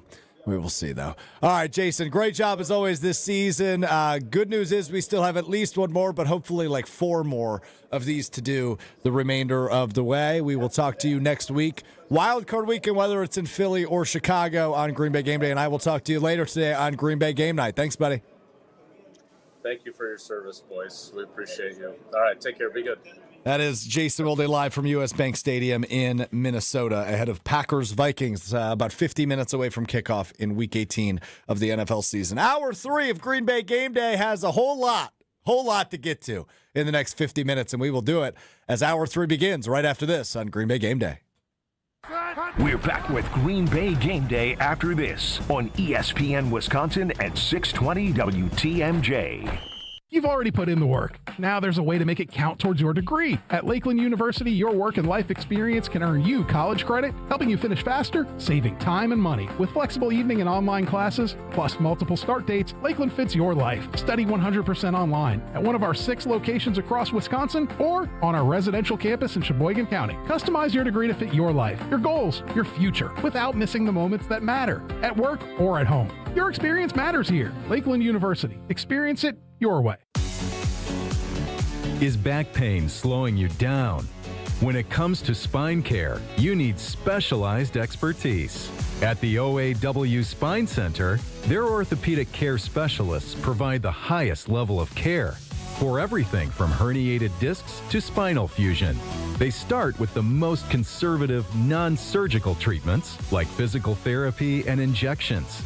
If surgery is needed, minimally invasive procedures at the OAW Spine Center will get you back on your feet faster. With a focus on treating the source of the problem, they take a comprehensive, active approach to spine health, getting you back to the life you love. The OAW Spine Center. There is a difference. Visit OAWspinecenter.com. That's OAWspinecenter.com.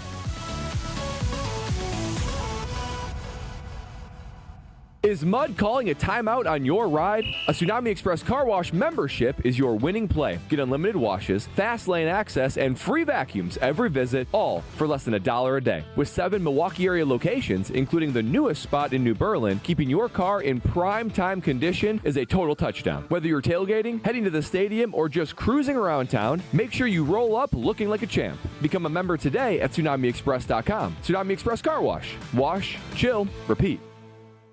I've been to my fair share of green and gold games, and the best way to get there is with AccuTrans Group. At Good Karma Brands and ESPN Milwaukee, we use AccuTrans Group to get our partners to and from Green Bay, and it's always first class. From stadiums to concerts and tailgates, your game day fun starts the moment you step on board. Sit back, relax, and let their professional chauffeurs handle the traffic while you enjoy the ride. AccuTrans Group is Milwaukee's premier ground transportation, available 24/7 with sedans, SUVs, limos, vans, and buses. Book today at AccuTransGroup.com. We asked parents who adopted teens to share their journey. Nathan has taught me to embrace the moment. Age-wise, I'm in my late 60s. I'm old enough to be his grandfather. Will he be embarrassed to acknowledge me as his dad? I think the most important thing we can do is let them know that they're safe, that they're valued and cared for and loved, and that they're important. I knew I wanted to be adopted by him because of how he taught me to be the person who I am today. And it's coming from a dad that didn't expect to become a dad, and I feel very proud to be his son. That was what he needed, and he was what I needed. Every day is full of new opportunities. That's what it's been about, realizing the simple things that it takes to make such a huge difference in these kids' lives. Learn about adopting a teen from foster care at adoptuskids.org. Brought to you by Adopt US Kids, the U.S. Department of Health and Human Services, and the Ad Council. You know that feeling? Like every door is closing and you just can't see a way out? Being unemployed, underemployed, or just out of school can feel like that. But when you find the right tools, suddenly everything just clicks.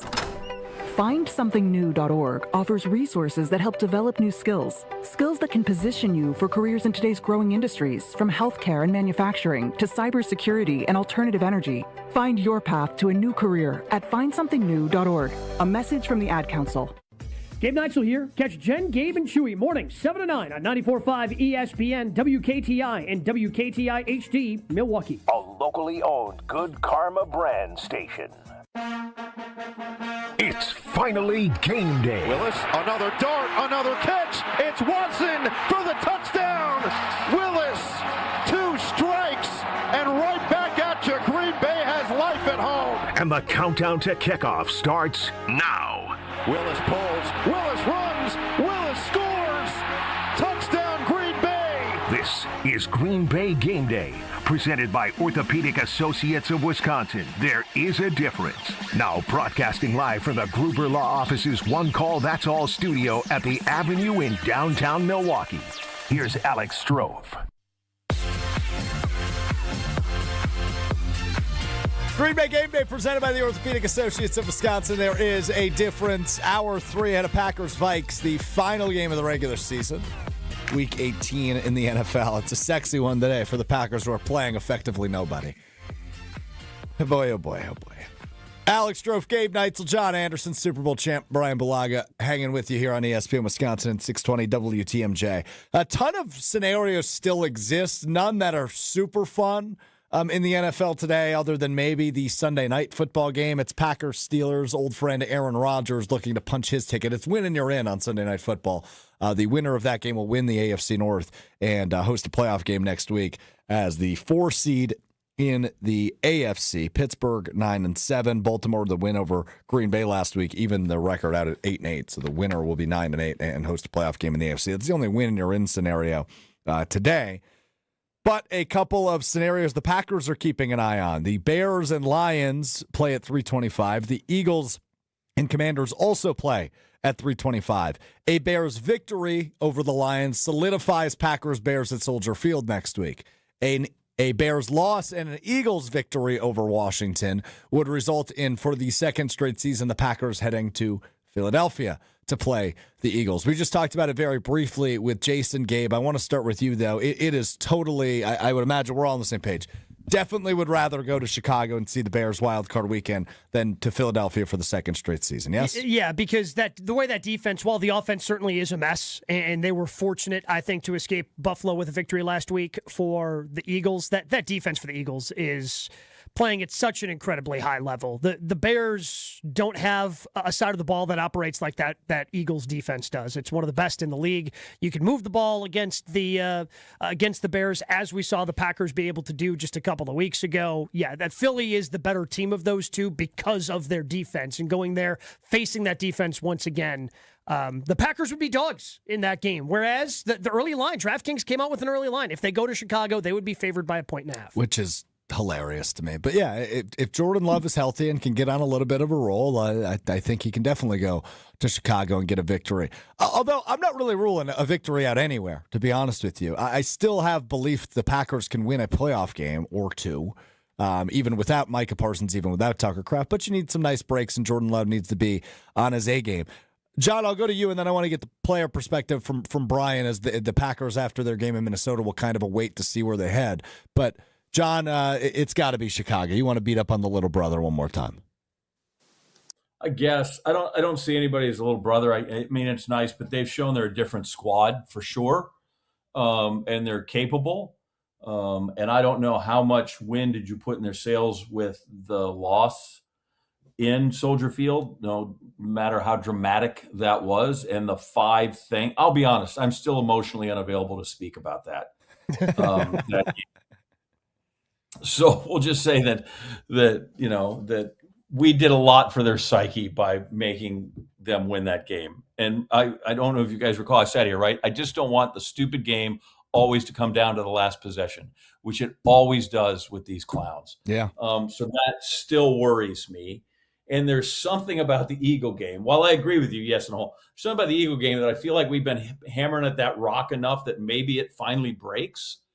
That they finally have decided, okay, we've played these guys enough.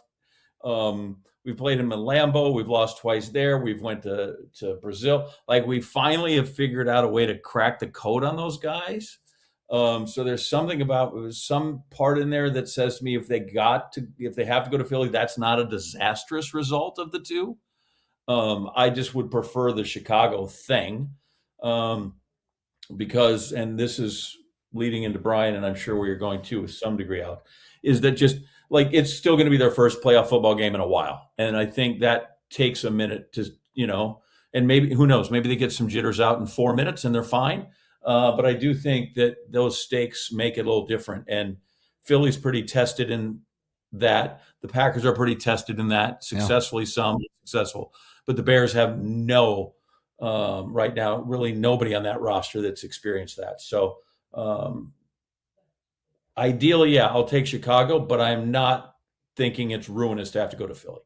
Yeah, I tend to agree with you. But also, I just want that matchup again. For the first time since 2010, the NFC Championship game, the last time those two teams played in the postseason. Brian, curious from your perspective, wild card team, you know what seed you are. That's why we have the result we do for the Packers today, playing a lot of the backups and some of the depth pieces.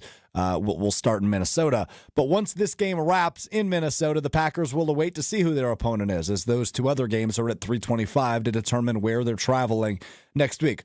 How does that go? What are players doing? Are they watching the game? Do you really care who you're playing after you get done with the game? Like, give us your perspective in the locker room, and ultimately when they travel home as the Packers await their destination for next week.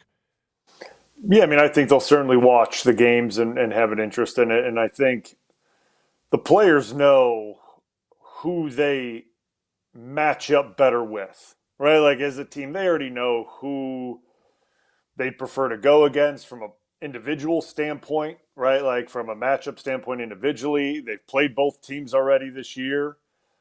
They just know right now, like, who they'd rather see, right? And I don't know what team that is in that locker room, right? Like, I don't know what team they would prefer to see as a whole, right? I know individually guys probably would prefer Chicago from an offensive standpoint. What Gabe said, they would prefer Chicago than Philly's defense.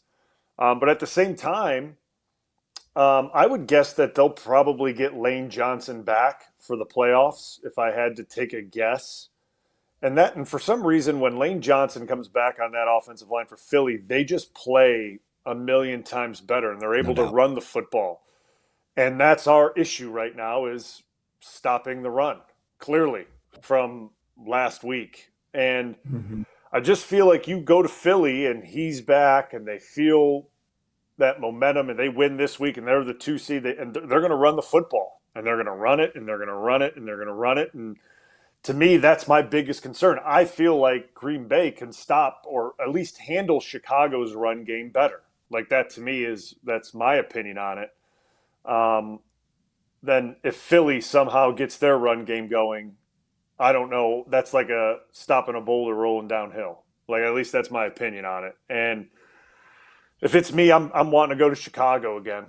That's my opinion on it as a player. You're familiar with them. I know you've played Philly like every year the last few years, but you're just more familiar with Chicago and what to expect exactly. And that would be my thought. I'm hoping Chicago gets the job done, even though you don't want Chicago to go in with momentum. You'd rather Chicago get the job done and you go there. And it's a shorter trip. It's just a better travel perspective. The game plan's a lot more fresh from what happened a few weeks ago, right? So when the coaches dust off the playbook and the game plan, it's right there. Guys are familiar with it. And with guys taking time off, that's probably the best case because they had just gone there and done that. And maybe it's a little quicker refresh for them going right off the gate, getting Chicago out of the way. We will await to see where the Packers head. It'll be either Chicago or Philadelphia, depending on results later this afternoon. But it's Packers-Vikings coming up in about 40 minutes from U.S. Bank Stadium in Minnesota. We will take a look at our Lakeland University trivia question, as well as our Island Resort and Casino best bet. Our Gruber Law Office's one call as we continue. It's Green Bay Game Day, presented by the Orthopedic Associates of Wisconsin. We're back with Green Bay Game Day after this on ESPN Wisconsin at 620 WTMJ. Looking for a delicious meal without breaking the bank? Cousin Subs has you covered. Our $10 meal deal gives you a 7.5-inch ham and provolone, turkey breast, or veggie sub piled high with fresh hand-sliced ingredients, crisp veggies, and all your favorite toppings. Add a bag of chips or regular fries, a fountain drink, and a cookie, all for just $10. This deal's available online or through the Cousins app only. And you can enjoy your meal at home, at work, or delivered straight to your door, hot and fresh. Cousin Subs. We believe in better. Available at participating locations. Offer subject to change. Fisco is always there for your auto body care. When accidents happen, Fisco Auto Body on Forest Home in Franklin is there when you need them. Got a broken mirror? They'll take care of it. Dented bumper? Scratch paint? Fisco Auto Body will take care of it. If there's any damage you need fixed, Fisco has you covered. Their expert workmanship is guaranteed for the life of your vehicle. So stop in for all of your auto bumps and dings. Once again, you know the line. That's Fisco. Looking up at the Marquette banners brought to you by Saganiac Planning. Number 44 was the first number retired in December of 1961. Don Coe just didn't have to wait long since his last game was earlier that year. Still Marquette's all-time leading rebounder, and it'll stay that way till the end of time. And he did it in only 3 seasons. A side note, Coaches was such a great leaper that Dr. J picked him as the second best dunker when they played in a pro exhibition. Yes, Dr. J picked himself first. Network Health knows that good health knows no age limit. That's why they offer superior local health plans for individuals of all generations. Whether you're a young professional, a growing family, or enjoying your golden years, plan is designed to meet your unique healthcare needs. For more about Network Health's business, individual, or Medicare Advantage plans, call Eric Pearson, Saganiac Planning, 262-783-6161. Eric, 262-783-6161. Saganiac Planning, a name synonymous with employee benefits and top-notch service. Green and gold fans, it's game day. And you know what that means. Tailgating with friends and raising a glass to our favorite team. This season, make Bacardi the star of your pregame party. Whether you're mixing up a classic Bacardi and cola, refreshing Bacardi lime and soda, or a smooth spiced and cola, Bacardi is the perfect pick for game day fun. Grab a bottle and get ready to cheer on Green Bay with the best in hand. Available now at your local retailer. Live passionately, drink responsibly. Bacardi USA, Miami, Florida. Rum 40% alcohol by volume. Potawatomi Casino Hotel wants to extend a sincere thank you to our guests and bingo players. With your generosity, this year's Heart of Canal Street event raised more than $700,000, helping 30 children's charities across southeastern Wisconsin. For more than 30 years, Heart of Canal Street has partnered with hundreds of local organizations to give children safe spaces, resources, and opportunities to thrive. Thank you for sharing your heart. Learn more at potawatomi.com/heart.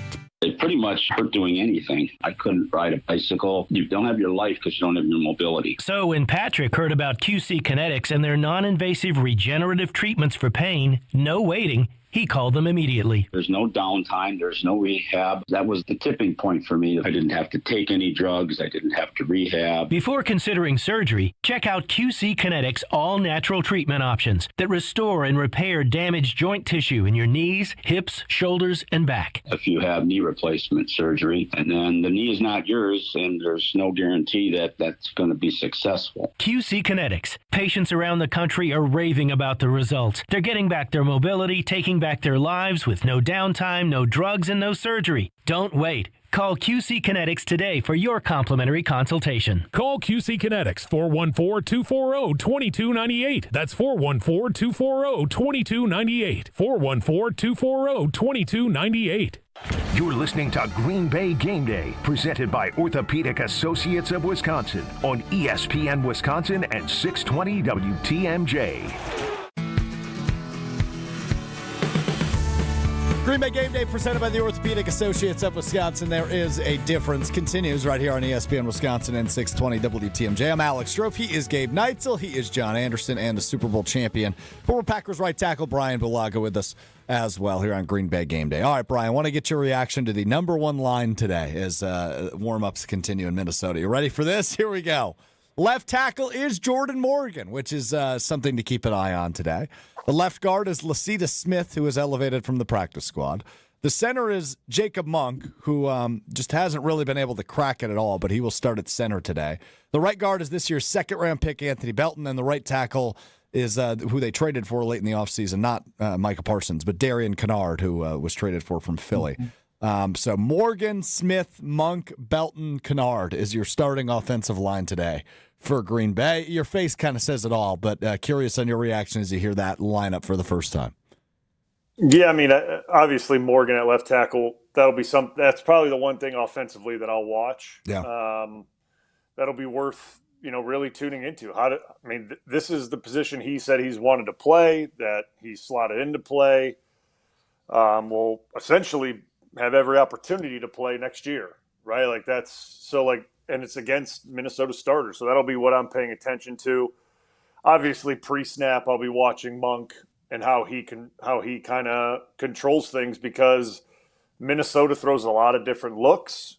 You have a quarterback that hasn't played a lot of NFL snaps, not familiar with, I would say, probably the way, I don't know how long he's been in Green Bay, but probably isn't completely familiar with the mechanics of the offense and how to get in and out of protection adjustments and things like that. And how much is the center going to help him?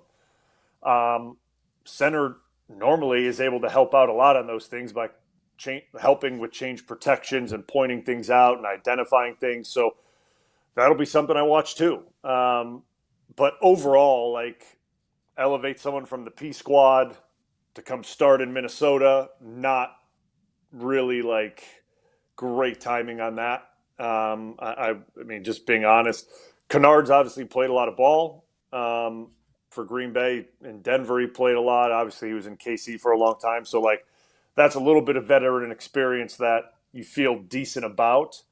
And then Belton obviously continue on playing and try to get him, staying in a groove, so to speak, playing and not giving him time off, which is good. I agree with that move. So I think the left side of the line is going to be, really from the center to the left side, is going to be something to watch and how they operate and how they're able to adjust. And if I'm Flores, I'm going after the left side of the offensive line. I'm going to pressure them. I'm going to confuse them. I'm going to do a lot of different things over on that side of the ball and the blind side of the quarterback if they throw it a lot, to try and see if I can test those guys, because that's what I would do.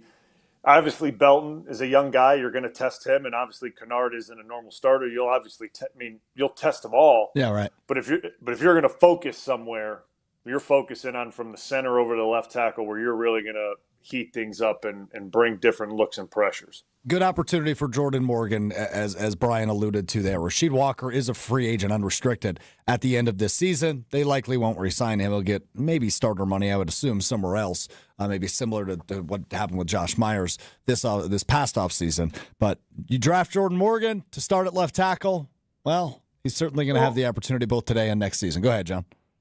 I want to know then, Brian, like as a trained eye, what do you watch for, right? Because I watch and I go, oh, he whiffed that block. Are you watching feet? Are you watching how they set themselves on a pass? What is the intelligent guy that watches when you say you're going to watch Jordan Morgan? What do you watch for? Yeah, so the first thing I'm going to watch for is footwork and pass set and how he's getting out into space, handling one-on-one matchups. Obviously, Van Ginkel, I think he's really good. Like, I think he's a really good pass rusher. So, like, I'd imagine how he does against their higher-end pass rushers will be something that I pay attention to. And also, the run game, listen, like, I'd love to be really detailed, but it's like, are you moving guys off the ball or not, right? Like, that's pretty simple. But it's more so in the pass blocking that you watch. How's he getting out of his set? Is he on time with the snap count? Do his feet look settled, right? Like, is he able to take on power? That's been his biggest question, is he good with taking power on? That you question his ability to take on bull rushes and things like that. And against guys like Van Ginkel, who are really good, I'm not comparing him to Clay, but like, he moves like Clay. So like, guys that are able to strike with good power and do speed moves off of that, how is he handling that, right? Because that means if you're able to handle that, you're able to handle power really well, and then move your feet quickly to adjust to a speed move. And that's something that the best left tackles have to be able to do. Like, they have to be able to take on initial shock and then adjust really quick. So that'll be something that I tune into, because if that's his preferred position, that's where he's comfortable doing. That's the stagger in the stance. His right foot is up, right? He's pushing off his right foot, and where he is in space. He should be very comfortable doing this then, right? Like, this should be it. Like, he should look very in place here. So those will be the things that I look for, because like, auditions are auditions, and I get it. Then you'll go into next season and there's training camp, but like, this is an opportunity to show that I am the guy that will be here next year. This will be my gig. And to me, when you're going against good pass rushers like Van Ginkel and what Minnesota has, on the road, not with your normal center, not with your normal quarterback, do you just isolate yourself out there and do your job and play really well? And to me, that's what I'm looking for. Good stuff there, as always. From the doctor of football, Bryan Bulaga, on the offensive line. All right, Gabe, your time to shine. Time now for our Lakeland University trivia question. It's about Clayton Tune, so get in your Clayton Tune bag. Okay. Trivia brought to you by Lakeland University, Wisconsin's leader in flexible, personalized education. Whether you're just starting college, finishing your degree, or balancing work and family, Lakeland lets you earn your degree your way. Lakeland University, experience it your way. Clayton Tune, last season, the 2024 season, won, exiting the preseason, the backup quarterback job for the Arizona Cardinals. Mm-hmm. Who did he beat out? This is not even Clayton Tune trivia. This is trivia about some other guy that was going to be the backup in Arizona. Come on. You're Mr. National. Any guesses? No. That guy's not even the XFL. All right, here's your hint. He's on the Packers roster. Was it Desmond Ridder? It was Desmond Ridder. Desmond Ridder and Clayton Tune, the great backup quarterback battle of Arizona in August 24. So we have the Cardinals quarterbacks right now. That's correct. From 24. Yeah. You're killing whatever last hope I had. Appreciate that. Well, they're gonna keep their head coach. Something must be going right over there. I don't know that they're going to keep their starting quarterback from 24 though either. Doesn't seem like it. Seems like he's going to be on the way out there. They need a new QB in So Arizona. they're just since last season, it's just a complete overhaul. Kyler Murray, Desmond Ridder, and Clayton Tune, who will start today for. You've had 7 years of trying Kyler Murray, and it's not working. Yeah, well, Call of Duty. Worked for about a half a season that one time. Twitch streaming might work for him better. in his next life. That's to the point. It's kind of like the point, though, if we go back to like we talked about where the Packers were at the end of that game against 49ers 2 years ago and now. Like, I don't know that anybody's done any favors to Kyler Murray because sometimes he looks great, but he's exactly the same player he was the first day he showed up. Runs around a lot, makes some plays, he's crazy. I don't know that there's been 1 ounce of development in him.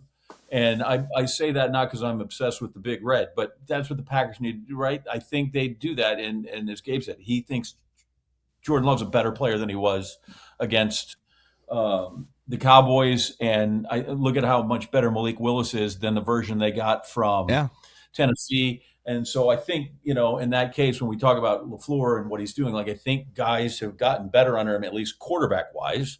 Yes. And some of the other development maybe is lacking. But in that case, I think the quarterback they have is why you still kind of have faith in him. And to some degree that maybe Clayton Tune's been coached up a little bit to not necessarily be a complete, lay down in this thing. Yeah. Clayton Tune, the Green Bay Packers start today in the regular season finale against the Minnesota Vikings. We take a look at our Island Resort and Casino best bet, which I'm still struggling to figure out what that's going to be. And our Gruber Law Office's One Call. That is up next on Green Bay Game Day. Stay right here. Green Bay Game Day will be right back on ESPN Wisconsin at 620 WTMJ. Put a little wow in your winter at the 31st Annual Lake Geneva Winterfest and America's Snow Sculpting Invitational, January 28th through February 1st. Watch 15 top teams create breathtaking masterpieces in snow right before your very eyes. Enjoy bonfires on the beach, a kids' play area, live entertainment, and a sparkling downtown ice sculpture walk. Plan your Winterfest getaway at visitlakegeneva.com. Lake Geneva, where it's always been the place for winter magic. Experience hot gaming action and a relaxing spa day. Your perfect winter getaway at the island. Book a stay and float package to get both a standard room and a rejuvenating 60-minute float pod therapy session for less than $100. Complement your stay with an elevated dining experience at Horizon Steakhouse, followed by an evening of comedy in Club 41. The Island Resort and Casino's stay and float package runs through February. Call 800-682-6040 to book yours today. Certain days and restrictions apply. You've already put in the work. Now there's a way to make it count towards your degree. At Lakeland University, your work and life experience can earn you college credit, helping you finish faster, saving time and money. With flexible evening and online classes, plus multiple start dates, Lakeland fits your life. Study 100% online at one of our 6 locations across Wisconsin or on our residential campus in Sheboygan County. Customize your degree to fit your life, your goals, your future, without missing the moments that matter, at work or at home. Your experience matters here. Lakeland University. Experience it your way. Hey, Wisconsin, it's football season, and that means it's time to break out the Bandito with El Bandito Yankee, the official tequila of game day. 100% Blue Weber agave, all natural and so smooth it's criminal. Try the award-winning Blanco, Reposado, and Yeho, and the new high-proof Plata 47. Ask for El Bandito Yankee at your favorite bar or restaurant, and buy it today at Woodman's and Festival Foods. And for tailgates, recipes, and more places for purchase, go to elbanditoyankee.com. Outfit your crew. Your workforce is your brand. From uniforms to safety apparel, Alpha Custom Apparel helps you outfit your team with gear that looks sharp and works hard. We create durable, functional apparel that keeps your crew comfortable and confident on the job. No more digging through endless catalogs. We handle the details so you can focus on running your business. With fast turnaround, custom options, and friendly Midwest service, we make it easy to keep your team looking their best. Visit alphacustomapparel.com. Let's get to work. It's ESPN Wisconsin's Gabe Neitzel for Events by Design. Events like appreciation parties and retreats can go a long way towards boosting morale and retaining top talent. Events by Design is your go-to creative partner for employee events that truly make an impact. They help leaders retain top talent by making their people feel seen, valued, and celebrated. The creative team at Events by Design does all the planning and production, making sure things not only look great, but also work. Make a smart investment in your culture today. Search online, Events by Design. They design, you party. Sharon needed legal help. She needed Gruber Law Offices. When I think about Gruber Law Office, I think about how they took care of me, how they make sure that you get what you're supposed to get. Gruber Law Office. One call, that's all. I will always trust one call, that's all. Injured? Call Gruber Law Offices today. One call, that's all. They are the best. I'm very happy. I've been to my fair share of green and gold games, and the best way to get there is with AccuTrans Group. At Good Karma Brands and ESPN Milwaukee, we use AccuTrans Group to get our partners to and from Green Bay, and it's always first class. From stadiums to concerts and tailgates, your game day fun starts the moment you step on board. Sit back, relax, and let their professional chauffeurs handle the traffic while you enjoy the ride. AccuTrans Group is Milwaukee's premier ground transportation, available 24/7 with sedans, SUVs, limos, vans, and buses. Book today at AccuTransGroup.com. This is Green Bay Game Day, presented by Orthopedic Associates of Wisconsin on ESPN Wisconsin at 620 WTMJ. Green Bay Game Day is presented by the Orthopedic Associates of Wisconsin. There is a difference. Alex Strouf, Gabe Neitzel, John Anderson, Super Bowl champion Bryan Bulaga with you ahead of Packers Vikings, a noon kickoff here in Week 18 of the NFL season. We will get to my best bet, which I'm having a hard time figuring out what that's going to be in our Gruber Law Office's one call in just a moment. But does appear like this could be the final game for longtime Viking safety Harrison Smith. Has been with the team since 2012, but a bunch of players are walking in to U.S. Bank Stadium or have walked in wearing his college jersey, effectively signaling a farewell to him. So likely his final game day to the 36-year-old safety for the Vikings. He's been there forever, since 2012. So just a quick note on that for you. All right, I'm going to try to do this. My best bet, which is presented by the Island Resort and Casino, a premier resort destination, the largest north of Milwaukee. With everything you like to do in one awesome location, visit their website, islandresortandcasino.com. That's islandresortandcasino.com to book your total experience today. There's no player props available, so I can't be that. You don't know who's playing. That's the issue. So I guess I'm just going to go out on a limb and say I don't think the Vikings cover, so I'll take the Packers plus 12.5. I think they probably lose by like 10 or 11. I don't think they lose by 13. So there's that. That's my best bet. Packers plus 12.5. If you're going to take action on this one, though, I think we need to have a different conversation, to be real honest with you. Minus 12.5, the Vikings are favored. Okay, so this reminds me about what we did earlier. I Need a Hero by Network Health. This is now going to be our Gruber Law Office's one call. Let's see how creative you guys can get. Gruber Law Offices has a reputation for winning. Their experienced and powerful team works tirelessly to help people and families seriously injured in accidents by providing the best care and service. There is never a fee until your case is won. Gruber Law Offices has been serving the people and state of Wisconsin for over 35 years. Gruber Law Offices, one call, that's all. Gabe Neitzel, one call, that's all. I'm going to say the Packers get an interception today. Okay. Evan Williams looks like he's still playing out there at safety because, again, some starters have to go out there and play. J.J. McCarthy will still give you an opportunity from time to time. I think the Packers get an interception in this afternoon's game. Okay, great. That's good. That's good. J.J. McCarthy gives you one. Bryan Bulaga, your one call, that's all. I'm going to go Emmanuel Wilson. I think he rushes for over 60 yards. I think that's like where I'm gonna. I don't know if even you said there's no player prop, so I have no idea what his number would even be. Me neither. But I'm gonna say he goes over 60 yards, and that's because I think we may run the ball 35 to 40 times. So yeah, I mean I hope he is able to get 60 yards. I'm trying to be like, this.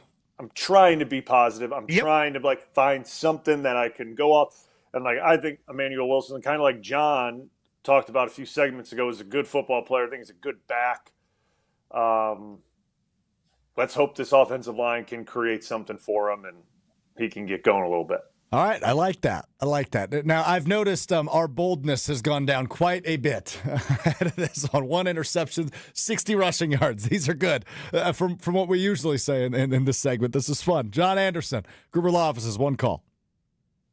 Well, first off, if you're gambling on this game, please call the number at the bottom of your screen. And get Correct. Yep.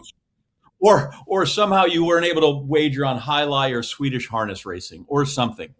When that comes through, because that just doesn't seem like this is when you this is how you literally identify if you have a problem in your life. I'm gonna let you decide on this. I'm debating if it's 5 or 6 3-and-outs for this offense. I'm gonna set the over and under at 5, and I think it's gonna go over. That's my big one call. Is I think they are gonna be so conservative, and if not conservative, inept. And I have the over and under on 3-and-outs at 5, and I'm gonna take the over. All right, you and I are actually operating in a very similar wheelhouse. The Packers have not punted since they played in Denver. I'm going with a punt every quarter for the Packers today. Daniel Whelan gonna get some work today. I'm gonna say the Packers punt in every quarter today after not punting for several weeks. So there we go. These are fun bets if they were available. Yeah, that's true. It's true. Honestly, I bet there's maybe not through legal channels anymore. I bet there are people that would take those numbers if you offered them to there. If you happen to know somebody, that traffic in these places, in these kind of things. Yeah. His name is Lenny. His name is Lenny as he's sitting at the corner of the local tavern. Yeah, no doubt about that. Yeah.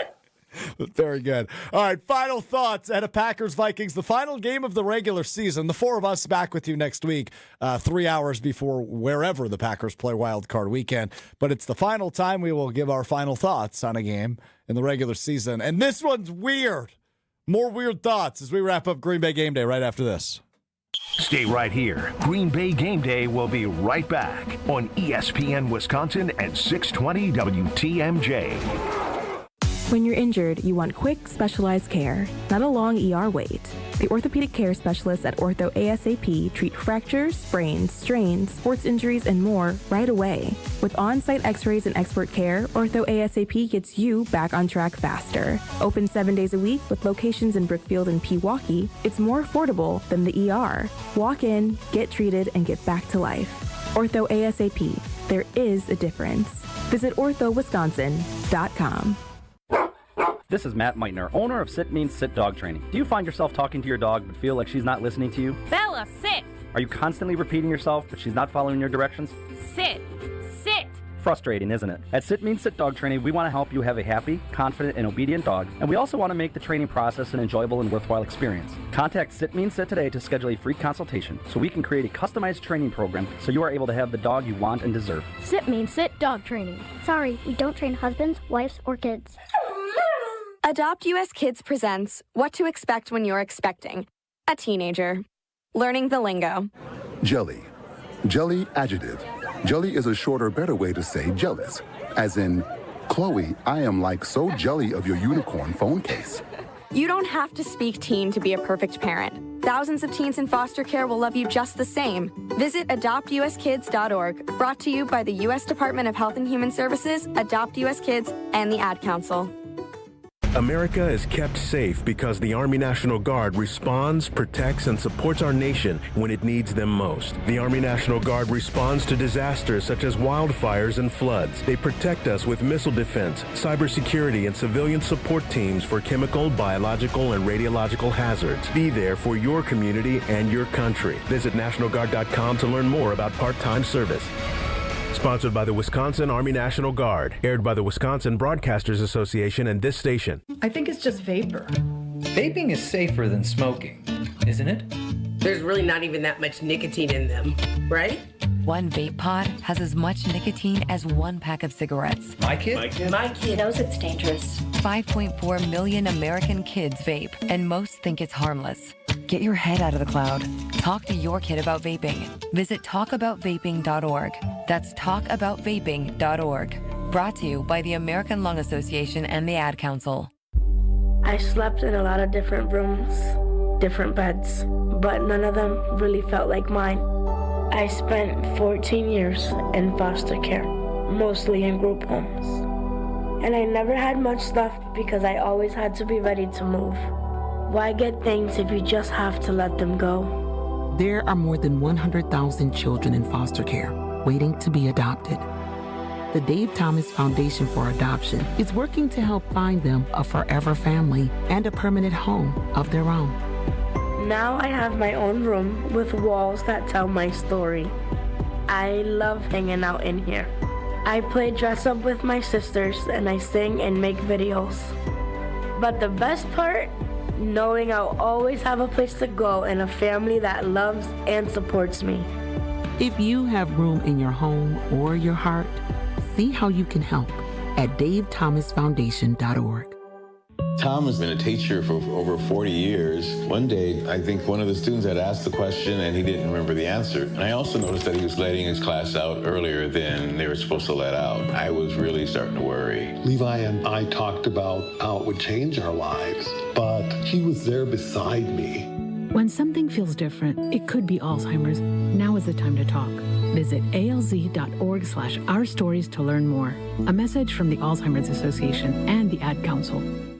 This is Green Bay Game Day, presented by Orthopedic Associates of Wisconsin on ESPN Wisconsin at 620 WTMJ. Couple minutes to go here on Green Bay Game Day, presented by the Orthopedic Associates of Wisconsin. There is a difference. Alex Strouf, Gabe Neitzel, Bryan Bulaga, John Anderson with you. What a weird game this was, or is, and what a weird pregame show this was, man. We said so many names on the show today that we haven't said all season.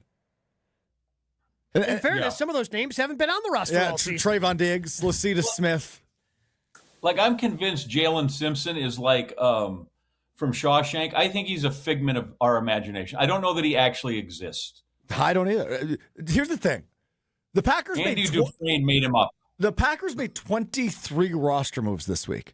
Jason could have said any name that he talked to in the locker room this week, and I would have believed him. I wouldn't have second-guessed it for a second. I mean, we're going to see so many numbers and names we don't recognize today.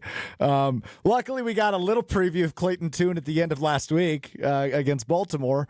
Were we lucky? Well, no. Were we lucky? Maybe the wrong word. I guess just for your memory. Way to put that. Tune in. So is anybody picking the Packers to win? I guess I'll start there. No. The Vikings are 12.5-point favorites. Okay. John ducks out of his camera. Brian won't even look at me. This is going well. Okay. Okay. Raise your hand if you think they lose by less than a touchdown. Okay. No hands in the air. Raise your hand if you think they lose by less than 10 points. Still no hands in the air. Okay, they are 12.5-point dogs. Raise your hand if you think they lose by less than 13. That's where I'll raise my hand. Okay, this is something. Raise your hand if you think they lose by less than 17. Yeah. Okay, I'll give maybe somewhere in there. Okay, Brian. I don't know how they score, and I don't know how they stop the Vikings from scoring. With what I have seen from the beat reporters who have been putting out what the starting lineup is going to look like for your Green Bay Packers today, I just don't know. So you almost think 12.5 is generous. Yeah, because the Vikings are playing their players. Obviously, guys like Aaron Jones, as you mentioned, TJ Hawkinson, they're out, but their defense, they're still playing most of their defense. They're still playing most of their offense, and the Packers are mostly playing backups, and in some cases, like the most important position on the field, they're playing their third-string practice squad QB. I think this is a good summary of this show, and it's on our score graphic, which you could find on Instagram and Twitter at ESPN Milwaukee. About a dozen of us pick the score every week. We give our pregame score prediction every week. This week, a little bit different, because Gabe Neitzel actually didn't make one. It's just a screenshot of a text message he sent to Maddie Hayes, who runs our social media and makes these graphics.